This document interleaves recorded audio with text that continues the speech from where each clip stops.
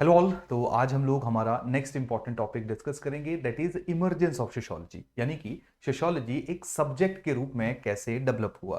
तो last lecture में भी हमने देखा था सोशियोलॉजी की क्या डेफिनेशन है, सोशियोलॉजिकल इमेजिनेशन क्या है, और उसके साथ साथ किस तरीके से जो सोशियोलॉजी का स्कोप है उसको हम लोग अंडरस्टैंड करते हैं। तो जब हम लोग सोशियोलॉजी के स्कोप को पढ़ रहे थे तब हमने देखा कि अलग अलग सोशियोलॉजिस्ट हुए। कुछ लोग जो हैं वो सोशियोलॉजी के स्कोप को नैरो बताते हैं, यानी कि वो कहते हैं कि सिर्फ जो सोशियोलॉजी है उसका फोकस क्या है, उसका फोकस है जो समाज के अंदर, सोसाइटी के अंदर मौजूद सोशल रिलेशनशिप्स हैं, सिर्फ उनको स्टडी करना जो है वो सोशियोलॉजी का मेन ऑब्जेक्टिव है। लेकिन कुछ हमारे जो सोशियोलॉजिस्ट हैं, जिनमें एमिली डर्किम है, ऑगस्ट कॉम्ट है, जो उनको फादर ऑफ सोशियोलॉजी भी कहा जाता है, उन्होंने कहा कि देखिए ऐसा नहीं है, जो सोशियोलॉजी है उसका जो स्कोप है वो काफी वाइडर है, और जो भी समाज से रिलेटेड इश्यूज होंगे, चाहे वो फिर दूसरे डिसिप्लिन के साथ, दूसरे सब्जेक्ट के साथ भी उनका रिलेशन होगा, चाहे इकोनॉमी है, चाहे ज्योग्राफी है, चाहे हिस्ट्री है, चाहे पॉलिटिकल साइंस है, उनको भी जो है वो सोशियोलॉजी में कवर किया जाएगा, उनको भी सोशियोलॉजी में जो है वो डिस्कस किया जाएगा। तो आज के लेक्चर में हम लोग डिस्कस करेंगे कि ये जो इमर्जेंस हुई इन थॉट्स की, चाहे मैं नैरो व्यू पॉइंट की बात करूं या मैं वाइडर व्यू पॉइंट की बात करूं, देखिए दोनों का जो गोल था वो क्या था। दोनों का गोल था जो सोसाइटी है, जो समाज है, उसके फीचर्स, उसकी कैरेक्टरिस्टिक्स को अंडरस्टैंड करना कि सोसाइटी के अंदर अगर मेरे को पॉवर्टी देखने को मिल रही है तो वो क्यों है, अगर मेरे को अनएम्प्लॉयमेंट देखने को मिल रही है तो क्यों है, अगर मेरे को हंगर देखने को मिल रही है तो क्यों है, अगर सोसाइटी के अंदर शादियां हो रही हैं तो क्यों हो रही हैं, डाइवोर्सेस हो रहे हैं तो क्यों हो रहे हैं, जो किनशिप है वो क्यों हम लोगों को समाज के अंदर देखने को मिलती है, क्यों नेपोटिज्म जो है वो हम लोग इस समाज, इस सोसाइटी के अंदर देखते हैं। तो सोसाइटी के जो रिलेशंस हैं, सोसाइटी की जो कैरेक्टरिस्टिक्स हैं, वो सोशियोलॉजी उनको अंडरस्टैंड करने की कोशिश करता है। एंड होपफुली जो हमारा लास्ट लेक्चर था उसमें आपने इन सारी की सारी चीजों को समझा होगा, इन सारी की सारी चीजों को अंडरस्टैंड किया होगा। आज के लेक्चर में हम लोग देखेंगे कि ये जो व्यू पॉइंट डेवलप हुए, इनके पीछे कौन से ऐसे फैक्टर्स थे, क्लियर, जिन्होंने सोशियोलॉजी को इमर्ज करने में, सोशियोलॉजी को एक सब्जेक्ट के रूप में इमर्ज करने में मदद की। देखिए, सोसाइटी एज ओल्ड फिनोमिना है, होपफुली इसमें तो आपको भी कोई डाउट नहीं होगा। समाज जो है वो हजारों सालों से यहां पे रह रहा है, लेकिन समाज को कभी भी उस तरीके से नहीं समझा गया, या कभी भी जो समाज की कैरेक्टरिस्टिक्स थी उनको उस तरीके से नहीं समझने की कोशिश की गई जैसे सोशियोलॉजी ने उनको समझना शुरू किया। और सोशियोलॉजी या जब भी कोई सब्जेक्ट डेवलप होता है तो उसके लिए जो सबसे इंपॉर्टेंट चीज क्या रहती है, सबसे इंपॉर्टेंट चीज होती है थ्योरी बिल्डिंग। यानी कि जैसे फॉर एग्जांपल अगर मैं बोलूंगा कि यार पॉवर्टी है या अनएम्प्लॉयमेंट है, तो जब सोशियोलॉजिस्ट पॉवर्टी या अनएम्प्लॉयमेंट के बारे में हम लोगों को बताएगा, क्लियर, तो वो एक थ्योरी बिल्ड करेगा, एक रीजन बताएगा कि अच्छा यार अगर गरीबी यहां पे देखने को मिल रही है तो शायद इसका जो रीजन है वो कैपिटलिज्म है, या जो इकोनॉमिक सिस्टम हमें सोसाइटी या समाज के अंदर देखने को मिल रहा है उसके कारण जो वो बहुत ज्यादा भेदभाव, बहुत ज्यादा डिस्क्रिमिनेशन एंड अल्टीमेटली जो पॉवर्टी है वो सोसाइटी के अंदर, जो वो समाज के अंदर मौजूद है। तो हर एक सोशियोलॉजिस्ट आएगा, हर एक थिंकर आएगा, हर एक स्कॉलर आएगा, वो अपने अपने अकॉर्डिंगली जो है वो हर एक इशू को आइडेंटिफाई करेगा और उसके पीछे के कारण, उसके पीछे के रीजंस जब उनको ढूंढने की कोशिश करेगा। और जब वो रीजंस या कारण जब वो ऑलमोस्ट हर जगह पे फिट हो रहे होंगे तो उनको ऑलमोस्ट हर एरिया में जो है वो एक्सेप्ट किया जाएगा, और इस तरीके से जो है एक थ्योरी बिल्डिंग की शुरुआत होगी या थ्योरी बिल्डिंग की कंप्लीशन होगी। तो सोसाइटी जो कि एक एज ओल्ड फिनोमिना है, उसके ऊपर थ्योरी बिल्डिंग की जो शुरुआत हुई वो कब हुई, वो हुई आपकी 18th century and 19th century में। स्पेसिफिकली अगर मैं बात करूंगा 19th सेंचुरी का, 19th सेंचुरी जो वो 1801 से लेके 1900 के बीच में है, ये वो वाला टाइम पीरियड है जहां पे ऑगस्ट कॉम्ट, एमिली डर्किम, आपके कार्ल मार्क्स, इनके द्वारा जो है वो सोशियोलॉजिकल थिंकिंग या जो सोशियोलॉजी है उसकी थ्योरी को बिल्ड किया गया। क्लियर। तो आसान भाषा में जो सोशियोलॉजी है, लास्ट लेक्चर में भी हम लोगों ने डिस्कस किया है कि ये बहुत कोई पुराना डिसिप्लिन नहीं है, बहुत पुराना सब्जेक्ट नहीं है, ये अभी 200-300 साल पहले ही इसकी थ्योरी बिल्डिंग होनी शुरू हुई है। यही कारण है सोशियोलॉजी में हम लोगों को बहुत ज्यादा कंटेंट देखने को नहीं मिलता है जैसा शायद मेरे को पॉलिटिकल साइंस में देखने को मिलेगा, क्योंकि पॉलिटिकल साइंस की जो डेवलपमेंट है वो प्लेटो, अरिस्टोटल, क्लियर, इनके टाइम से जो है वो होनी शुरू हो गई थी, क्लियर, चाणक्य, कौटिल्य। तो बहुत ज्यादा जो पॉलिटिकल डेवलपमेंट्स है, क्योंकि पहले जो पूरे का पूरा जो ध्यान रहा करता था स्कॉलर्स का वो पॉलिटिकल पावर के ऊपर रहा करता था कि कैसे आप अपनी पॉलिटिकल पावर को जो है वो एस्टेब्लिश करोगे, राजा को कैसे बिहेव करना चाहिए, कैसे राजा जो है वो अपनी टेरिटरीज को एक्सपैंड कर सकता है। तो कहीं ना कहीं जो पॉलिटिकल एम्बिशंस थी वो ज्यादा इंपॉर्टेंट हुआ करती थी, अगर मैं आज से 2-2.5 हजार साल पहले की बात करूं। लेकिन आज से 200-300 साल पहले कुछ ऐसी घटनाएं घटित हुई कुछ ऐसे इवेंट्स हुए जिन्होंने हमें जो समाज या सोसाइटी के अंदर मौजूद परेशानियां, प्रॉब्लम, फीचर्स, कैरेक्टरिस्टिक्स हैं, उनको समझने पे मजबूर कर दिया, उनको रिसर्च करने पे मजबूर कर दिया। और उसके बाद सोशियोलॉजी ने अपने आप को, या एक नया सब्जेक्ट डेवलप हुआ जिसने सोसाइटी को अंडरस्टैंड करने की कोशिश की, जिसको हम सब लोग सोशियोलॉजी के नाम से जानते हैं। क्लियर? तो आज के लेक्चर में हम लोग इसी जो पूरी कहानी थी जो हमने पढ़ी थी, जिसको हम लोगों ने लास्ट लेक्चर में भी डिस्कस किया था, उसकी इमर्जेंस के पीछे की स्टोरी को जो है वो ढूंढेंगे कि वो इमर्ज कैसे हुई। क्लियर? छोटी सी मैं आपको एक, इससे पहले मैं आगे बढ़ूं, अब जो हमारा आज का जो कंसेप्ट है वो मॉडर्निटी एंड मॉडर्नाइजेशन का है। मैं एक लाइन बोलता हूं, अब इसको समझने के लिए आपको पूरा लेक्चर सुनना पड़ेगा। मैं ये लाइन मेरी क्या है कि जो सोशियोलॉजी है वो एक सब्जेक्ट के रूप में इमर्ज हुई, वो एक सब्जेक्ट के रूप में इमर्ज हुई ड्यू टू मॉडर्निटी और मॉडर्नाइजेशन। यानी कि हमारे समाज के अंदर मॉडर्निटी या मॉडर्नाइजेशन की इंट्रोडक्शन हुई और उसके बाद ही सोशियोलॉजी ने अपने आप को एक सब्जेक्ट के रूप में डेवलप करना शुरू किया। अब ये जो लाइन है ये थोड़ी सी शायद आपको समझ आ गई होगी, लेकिन प्रॉपरली आपको तब समझ आएगी जब हम आज का जो लेक्चर है उसको खत्म करेंगे। लेकिन इससे पहले मैं आज के जो लेक्चर है उसकी शुरुआत करूं, मैं कुछ थोड़ी सी कहानियां जो है वो आप लोगों को सुनाना चाहूंगा, ताकि जो आज का हमारा कंसेप्ट है वो आप लोगों को प्रॉपरली क्लियर हो और जो भी स्टोरीज हैं उनको आप लोग प्रॉपरली एनालाइज कर सको, रियलाइज कर सको कि वो ऐसा अगर हुआ तो उसका क्या इंपैक्ट जो है वो हम लोगों को देखने को मिलता है। तो देखिए, मैं बात करूंगा मिडाइवल यूरोप की। मिडाइवल यूरोप की सबसे पहले मैं बात करता हूं। अब कहानी क्या है कि हम लोग यूरोप के बारे में क्यों पढ़ रहे हैं, हम लोग इंडिया के बारे में क्यों नहीं पढ़ रहे हैं? इसका सबसे बड़ा रीजन क्या है कि जितनी भी थ्योरी बिल्डिंग हुई है ना, सारी की सारी, नो डाउट देखे चाणक्य, कौटिल्य ने भी की हुई है थ्योरी बिल्डिंग, इकोनॉमी पे की है, पॉलिटिकल साइंस पे की है, बट अनफॉर्चुनेटली जो आज का जो मॉडर्न वर्ल्ड है उसको जो रूल किया जा रहा है वो यूरोपियन या अमेरिकन सोसाइटी के द्वारा किया जा रहा है। तो यही कारण है कि जब भी हम किसी सब्जेक्ट की शुरुआत को पढ़ते हैं तब हम लोग या तो यूरोप या तो अमेरिका की रेफरेंस लेते हैं। जैसे जब मैं पब्लिक एडमिनिस्ट्रेशन की बात करते हैं तो पब्लिक एडमिनिस्ट्रेशन जो है वहां पे अमेरिका में उसके ऊपर जो वो बहुत ज्यादा रिसर्च एंड डेवलपमेंट हुई, तो यही कारण है वहां पे अमेरिका से जो है वो उसकी जो कंसेप्ट है उसकी ओरिजिनेशन को ट्रेस किया जाता है। जब हम सोशियोलॉजी पढ़ते हैं तो वहां पे यूरोप ने बहुत ज्यादा काम किया, क्योंकि यूरोप में बहुत ज्यादा चेंजेस हम लोगों को देखने को मिले। यही कारण है कि यूरोप में अलग अलग देशों में, चाहे मैं जर्मनी की बात करूं, फ्रांस की बात करूं, इंग्लैंड की बात करूं, इटली की बात करूं, वहां पे कुछ ऐसे चेंजेस हुए जिन्होंने सोशियोलॉजी को एक अलग से सब्जेक्ट के रूप में डेवलप करने में मदद की। स्पेसिफिकली अगर मैं फ्रांस की यहां पे बात करूंगा तो। क्लियर? तो सबसे पहले हम लोग मॉडर्निटी एंड मॉडर्नाइजेशन को समझेंगे, लेकिन इससे पहले कहानी में आप लोगों के साथ डिस्कस करने जा रहा हूं।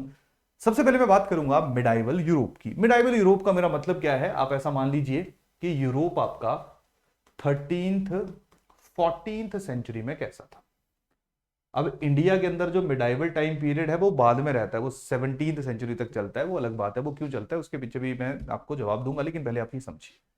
तो मिडाइवल यूरोप यानी कि मान लीजिए आप 13th 14th सेंचुरी के आसपास का टाइम पीरियड है। अब यहां पे पूरा सिस्टम समझिए कि जो मिडाइवल यूरोप है, सबसे पहले वहां का इकोनॉमिक सिस्टम अंडरस्टैंड करने की कोशिश करते हैं। इकोनॉमिक सिस्टम, तो मॉडर्न यूरोप के या मिडाइवल यूरोप के अंदर जो इकोनॉमिक सिस्टम हुआ करता था वो बेसिकली था आपका फ्यूडलिज्म। उसको हम लोग कहते हैं फ्यूडलिज्म। फ्यूडलिज्म का मतलब समझिए क्या है। फ्यूडलिज्म का मतलब है कि लेट अस सपोज ये एक पूरे का पूरा कंट्री है, एक पूरे का पूरा देश है, वहां पे एक राजा रूल कर रहा है, मान लीजिए एक किंग है। अब ये जो किंग है इसने पूरे की पूरी जो टेरिटरीज है उसको अलग अलग लॉर्ड्स में डिवाइड किया हुआ है। ठीक है, ये वाली जमीन मिस्टर ए की है तो ये एक फ्यूडल लॉर्ड हो गया, दूसरी जमीन मिस्टर बी की है, ये दूसरा फ्यूडल लॉर्ड हो गया, तीसरी जमीन, चौथी जमीन है ना, ये चौथा एरिया, इस पूरे के पूरी टेरिटरी में अलग अलग फ्यूडल लॉर्ड्स हमें देखने को मिलते थे। अब फ्यूडल लॉर्ड का मतलब क्या है? फ्यूडल लॉर्ड का मतलब है कि जो ये पूरे की पूरी जमीन है, ये पूरे की पूरी टेरिटरी है, इसका सोली कंट्रोल किसके पास है? ए के पास है, यानी कि एक फ्यूडल लॉर्ड के पास है। यहां पे क्या डिसीजन लेना है, यहां पे किससे काम क्या करवाना है, कैसे इस एरिया को एडमिनिस्टर करना है, कितना टैक्स कलेक्ट करना है, वो राजा नहीं डिसाइड करता था, वो किंग नहीं डिसाइड करता था। वो कौन डिसाइड किया करते थे? वो फ्यूडल लॉर्ड्स डिसाइड किया करते थे।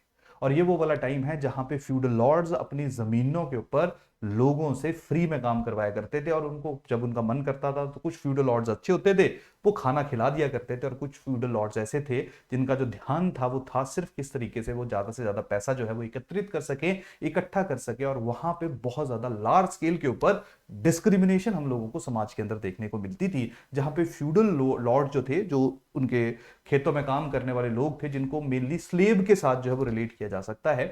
स्लेवरी प्रथा आसान भाषा में बहुत ज्यादा हुआ करती थी यूरोपियन सोसाइटी में। तो स्लेव का मतलब होपफुली आप लोगों को पता ही होगा। स्लेव का मतलब यही है कि जहां पे जिसका या जो रूलर होगा उसका जो मन करेगा वो सामने वाले से करवाएगा, उसकी क्या इच्छाएं हैं, उसकी क्या एक्सपेक्टेशंस है, क्या उसको खाना खाना है या नहीं खाना है, उससे उसका जो रूलर या उसका मास्टर है उससे उसको कोई फर्क नहीं पड़ा करता था। तो आसान भाषा में जो फ्यूडलिस्टिक सोसाइटी थी वो बहुत ज्यादा ऑप्रेसिव एंड सप्रेसिव सोसाइटी हुआ करती थी। लेकिन इकोनॉमिक सिस्टम वहां पे फ्यूडल लॉर्ड्स के द्वारा डोमिनेट किया जाता था, और इवन के कुछ ऐसे एरियाज थे जहां पे राजा से ज्यादा पावरफुल जो है वो फ्यूडल लॉर्ड्स हुआ करते थे, क्योंकि वो डिसाइड करते थे कि कितना टैक्स जो है वो उन्होंने लगाना है। इसके साथ साथ अब क्योंकि वो जमीन उस स्पेसिफिक टाइम पे सिर्फ एक ही इकोनॉमिक एक्टिविटी परफॉर्म किया करती थी, तो उस टाइम पे जो इकोनॉमिक एक्टिविटी देखने को मिलती थी वो कौन सी इकोनॉमिक एक्टिविटी हुआ करती थी, वो आपकी एग्रीकल्चर हुआ करती थी। तो एग्रेरियन सोसाइटी जो है वो स्पेसिफिक टाइम पे हमें देखने को मिलती थी, चाहे वहां पे कैश क्रॉप्स जो है उनको ज्यादा उगाया जाता था, लेकिन मेन जो फोकस हुआ करता था वो किसके ऊपर हुआ करता था, वो एग्रीकल्चर के ऊपर हुआ करता था। तो बहुत ट्रेडिशनल सी सोसाइटी थी। क्लियर? तो इकोनॉमिक सिस्टम ट्रेडिशनल यूरोप में या मिडाइवल यूरोप में इस तरीके से हुआ करता था, तो राजा ज्यादा ताकतवर नहीं था। अगर मैं सोशल सिस्टम की बात करूंगा, अगर मैं सोशल सिस्टम की बात करूंगा, तो सोशल सिस्टम में जो रिलीजन है वो सबसे इंपॉर्टेंट रोल अदा करता था। यानी कि जो बाइबल में लिख दिया गया, जो चर्च में कह दिया गया, वही फाइनल है, उसको कहीं पे भी चैलेंज नहीं किया जा सकता। अगर कोई भी धर्म के खिलाफ बात करने की कोशिश करता था तो उसको चर्च जो है वो फांसी की सजा दे दिया करता था, उसको भरे चौराहे में जो वो पत्थरों से मार के उसको मार दिया जाता था। तो इस तरीके का सिस्टम जो था वो हम लोगों को मिडाइवल यूरोप में देखने को मिलता था, जहां पे रिलीजन यानी कि जो क्रिश्चियनिटी है या चर्च है वो बहुत स्ट्रांग हुआ करता था, वो बहुत पावरफुल हुआ करता था। और कैसे कपड़े पहनने हैं, क्या खाना है, क्या नहीं कहना नहीं खाना है, क्या आपकी मॉरल वैल्यूज होनी चाहिए, कैसे आप अपने अपने आप को कंडक्ट करना है, कैसे आपने सोचना है, ये सारे के सारे जो डिसीजंस हैं वो चर्च के द्वारा लिए जाते थे। जैसे मान लीजिए मैं आपको एक एग्जाम्पल के रूप में समझाता हूं।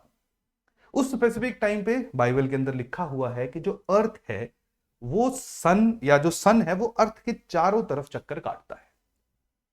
अर्थ जो है उसके चारों तरफ सन चक्कर काट रहा है।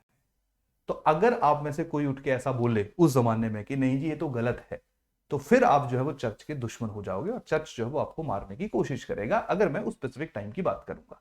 तो यानी कि जो रैशनैलिटी है, जो लॉजिक है, जो साइंस है, उसकी कोई भी वैल्यू, कोई भी रिलेवेंस जो है वो मिडाइवल यूरोपियन सोसाइटी के अंदर नहीं हुआ करती थी। बहुत ही बैकवर्ड, बहुत ही ऑर्थोडॉक्स सोसाइटी हम लोगों को देखने को मिलती थी। अगर मैं पॉलिटिकल सिस्टम की बात करूंगा, और देखिए यहां से ना, देखिए सोशल सिस्टम में रिलीजन बड़ा इंपॉर्टेंट रोल अदा कर रहा है, तो ऑब्वियस बात है जो धार्मिक गुरु हैं तो समाज के अंदर, सोसाइटी के अंदर उनका स्टेचर जो है वो बड़ा होगा। ऑब्वियस बात है जो लॉर्ड्स हैं, जो फ्यूडल लॉर्ड्स हैं, जिनके पास जमीन है, समाज के अंदर उनका जो रुतबा है, उनकी जो प्रेस्टीज है वो काफी बड़ी होगी, क्योंकि वो मास्टर हैं, बाकी मैक्सिमम लोग जो वहां पे स्लेव की तरह काम कर रहे हैं। तो सोशल सिस्टम में काफी डिवीजन हम लोगों को देखने को मिलता था। लेकिन वो डिवीजन आजकल के जमाने की तरह नहीं था कि यार किसके पास पैसा ज्यादा है, किसके पास कम है, तो उस बेसिस पे इकोनॉमिक डिवीजन है या सोशल डिवीजन है, या अमीर है या गरीब है। उस जमाने में बस ये था कि जिसके पास जमीन, एक के पास जमीन है और बाकी सब जो है उसके स्लेव है। तो इस तरीके का सिस्टम जो है हमें वहां पे देखने को मिलता था। अगर पॉलिटिकल सिस्टम की मैं बात करूंगा, तो देखिए पॉलिटिकल सिस्टम में जो किंग था या जो राजा था वो बहुत ताकतवर नहीं था। जो किंग था वो वीक हुआ करता था। और वीक किंग क्यों हुआ करता था, इसका सबसे बड़ा कारण रिलीजन था। ठीक है, कि इवन राजा इतना कमजोर हुआ करता था कि जो चर्च ने कह दिया, राजा या किंग भी उसको जो है वो ओवररूल नहीं कर पाता था। क्लियर? और उसका जो दूसरा कारण था वो थे फ्यूडल लॉर्ड्स, कि फ्यूडल लॉर्ड्स इतने ज्यादा शक्तिशाली थे, अगर इतने ज्यादा पावरफुल थे कि अगर राजा जो है या किंग जो है वो फ्यूडल लॉर्ड्स की मदद नहीं लेगा या उनकी बात नहीं सुनेगा, तो चांसेस थे कि वो फ्यूडल लॉर्ड किसी और के साथ अलायंस कर सकते हैं और राजा के लिए या किंग के लिए जो है वो खतरनाक हो सकता था। तो यही रीजन था कि उस जमाने में राजा बहुत ताकतवर नहीं था, सोसाइटी जो थी वो बहुत ऑर्थोडॉक्स थी, और जो इकोनॉमिक सिस्टम था वो फ्यूडलिस्टिक या फ्यूडलिज्म के ऊपर आधारित था, जहां पे एग्रीकल्चर जो है उसके ऊपर ही मेन फोकस किया जाता था। मेन जो लोग थे वो आपको विलेजेस या गांव में ही रहते हुए देखने को मिलते थे। शहरी या जो अर्बनाइजेशन है उसका ज्यादा डेवलपमेंट एटलीस्ट हम लोगों को मिडाइवल यूरोप में ज्यादा देखने को नहीं मिलती थी। नो डाउट कुछ शहर जरूर थे, लेकिन मैक्सिमम जो एरियाज थे या मैक्सिमम जो लैंडस्केप था वो रूरल लैंडस्केप था या विलेज लैंडस्केप था। कहानी समझ आ रही नहीं आ रही? क्लियर? तो जो मिडाइवल यूरोप है वो इस तरीके से हमें देखने को मिल रहा है। नो साइंटिफिक डेवलपमेंट, से नो टू साइंस। तो साइंस नाम की कोई चीज जो है वो यहाँ पे एग्जिस्ट नहीं करती थी। लॉजिक, रैशनैलिटी उसको साइड कर दिया जाता था। जो धार्मिक किताबों में लिखा जाता था या जो धार्मिक गुरु बोला करते थे वही यूरोपियन सोसाइटी के लिए सच हुआ करता था, सत्य हुआ करता था। क्लियर? तो ये तो एक सोसाइटी का एक हिस्सा आ गया। इसको मैं मिडाइवल यूरोप बोल लूं, या इसको मैं साथ में ये बोल सकता हूं, मैं इसको ट्रेडिशनल सोसाइटी बोल सकता हूं। कह सकता हूं कि नहीं कह सकता हूं? वो आज कह सकता हूं ना? ठीक है। तो ये सारे के सारे जो वो ट्रेडिशनल सोसाइटी के कुछ फीचर्स हैं, ट्रेडिशनल सोसाइटी के कुछ करेक्टरिस्टिक्स हैं। अब सवाल आएगा कि जो एक, अब देखिए अगर ट्रेडिशनल का मैंने अपोजिट मानना होगा तो वो हमारा क्या आ जाएगा? मॉडर्न आ जाएगा। क्लियर? तो ट्रेडिशनल सोसाइटी में इस तरह की कुछ करेक्टरिस्टिक्स हमें देखने को मिलती थी। अब हुआ क्या कि 13th 14th सेंचुरी के बाद यूरोपियन सोसाइटी या यूरोप के अंदर कुछ ऐसे चेंजेस हुए जिसके बाद हम लोग देखते हैं कि यूरोपियन सोसाइटी में मॉडर्न एज की शुरुआत हुई, जिसको हम लोग मॉडर्निटी या मॉडर्नाइजेशन का नाम भी देते हैं। अब समझिए कि what is the meaning of modernity and modernization. Modernity and modernization का मतलब है जब नए थॉट्स जो हैं वो सोसाइटी के अंदर इंट्रोड्यूस होते हैं for the betterment of society. अब ये अलग बात है कि वो फॉर द बेटरमेंट हुए या नहीं हुए, लेकिन जब उनको लेके आया जाता है तो सोसाइटी में जो एग्जिस्टिंग इवल्स हैं उनको चेंज करने के लिए लिया आता है। जैसे मान लीजिए अगर मैं इंडिया की बात करता हूं तो हमारे यहां पे सती प्रथा हुआ करती थी। तो जब सती प्रथा को बैन कर दिया गया तो that is the introduction of modern ideas, that is the introduction of modern thoughts. क्योंकि हमारा जो सोसाइटी, हमारा जो समाज है, वहां पे एक ऐसा इंसान जो कि जीवित है उसको अगर जला दिया जा रहा है तो उसके लिए जो वो बहुत एक पॉजिटिव, या किसी के लिए भी जो है, किसी भी एक ह्यूमन लाइफ के लिए वो बहुत पॉजिटिव स्टेप नहीं है। तो एक ट्रेडिशनल आइडिया था जहां पे सती प्रथा थी, एक मॉडर्न आइडिया इंट्रोड्यूस हुआ, सती प्रथा को बैन कर दिया गया। तो कहीं ना कहीं हम लोग उस स्पेसिफिक टाइम पीरियड को मानते हैं कि इंडिया में जो मॉडर्न एज या मॉडर्निज्म या मॉडर्निटी की शुरुआत हुई। तो यूरोपियन सोसाइटी की अगर मैं बात करूंगा तो 14th 15th सेंचुरी में जो मॉडर्निटी या मॉडर्न एज है उसकी शुरुआत होनी शुरू हो गई थी। ये अलग बात है कि जो प्रॉपर मॉडर्नाइजेशन है वो अब तक भी चल रही है, और अब जैसे आज अगर कंपेयर करोगे आप यूरोपियन या अमेरिकन सोसाइटी को हमारे साथ, तो वो हमसे ज्यादा एडवांस्ड है। क्लियर? चाहे वो टेक्नोलॉजी के लिए आप देख लो, एजुकेशन वाइज आप देख लो। क्लियर? ये अलग बात है कि इंडियन वहां पे जाके उनकी डेवलपमेंट में बहुत ज्यादा कंट्रीब्यूट कर रहे हैं, दैट इज डिफरेंट थिंग। उसको भी हम लोग सोशियोलॉजी के अंदर जो डिस्कस करेंगे। लेकिन आप लोगों को यहां पे समझ आना चाहिए कि what is the meaning of modernity, because conceptual clarity in any optional is the most important thing. क्योंकि बहुत बार हम लोग क्वेश्चंस देखते हैं जो ऐसे पूछे जाते हैं जो शायद हमने किसी किताब या नोट्स में नहीं पढ़े होते हैं, लेकिन अगर मेरे को कंसेप्ट के बारे में पता है तो मैं किसी भी तरह का जो सवाल है, किसी भी तरह का जो क्वेश्चन है, उसको बहुत ईजिली एड्रेस कर पाऊंगा। तो तभी ये वैसे हमारे लिए इंपॉर्टेंट नहीं है बिल्कुल भी, लेकिन मेरे को क्योंकि मॉडर्निटी या मॉडर्न एज को आपको समझाना है, तो यही रीजन है मेरे को आप लोगों को मॉडर्निटी या मॉडर्न एज का जो उल्टा सिस्टम है वो भी समझाने की आवश्यकता है, ताकि आप लोगों को जो पूरी की पूरी कहानी है, पूरी की पूरी जो स्टोरी है वो समझ आनी शुरू हो जाए। तो मॉडर्न एज या मॉडर्निटी की जो शुरुआत हुई, या मॉडर्निटी का जो मतलब है वो ये है कि जो पुराने हमारे ट्रेडिशनल थॉट्स हैं उनकी जगह न्यू आइडियाज, न्यू थॉट्स जब उनको इंट्रोड्यूस किया जाएगा, और ऑब्जेक्टिव क्या होगा? For the betterment of the society.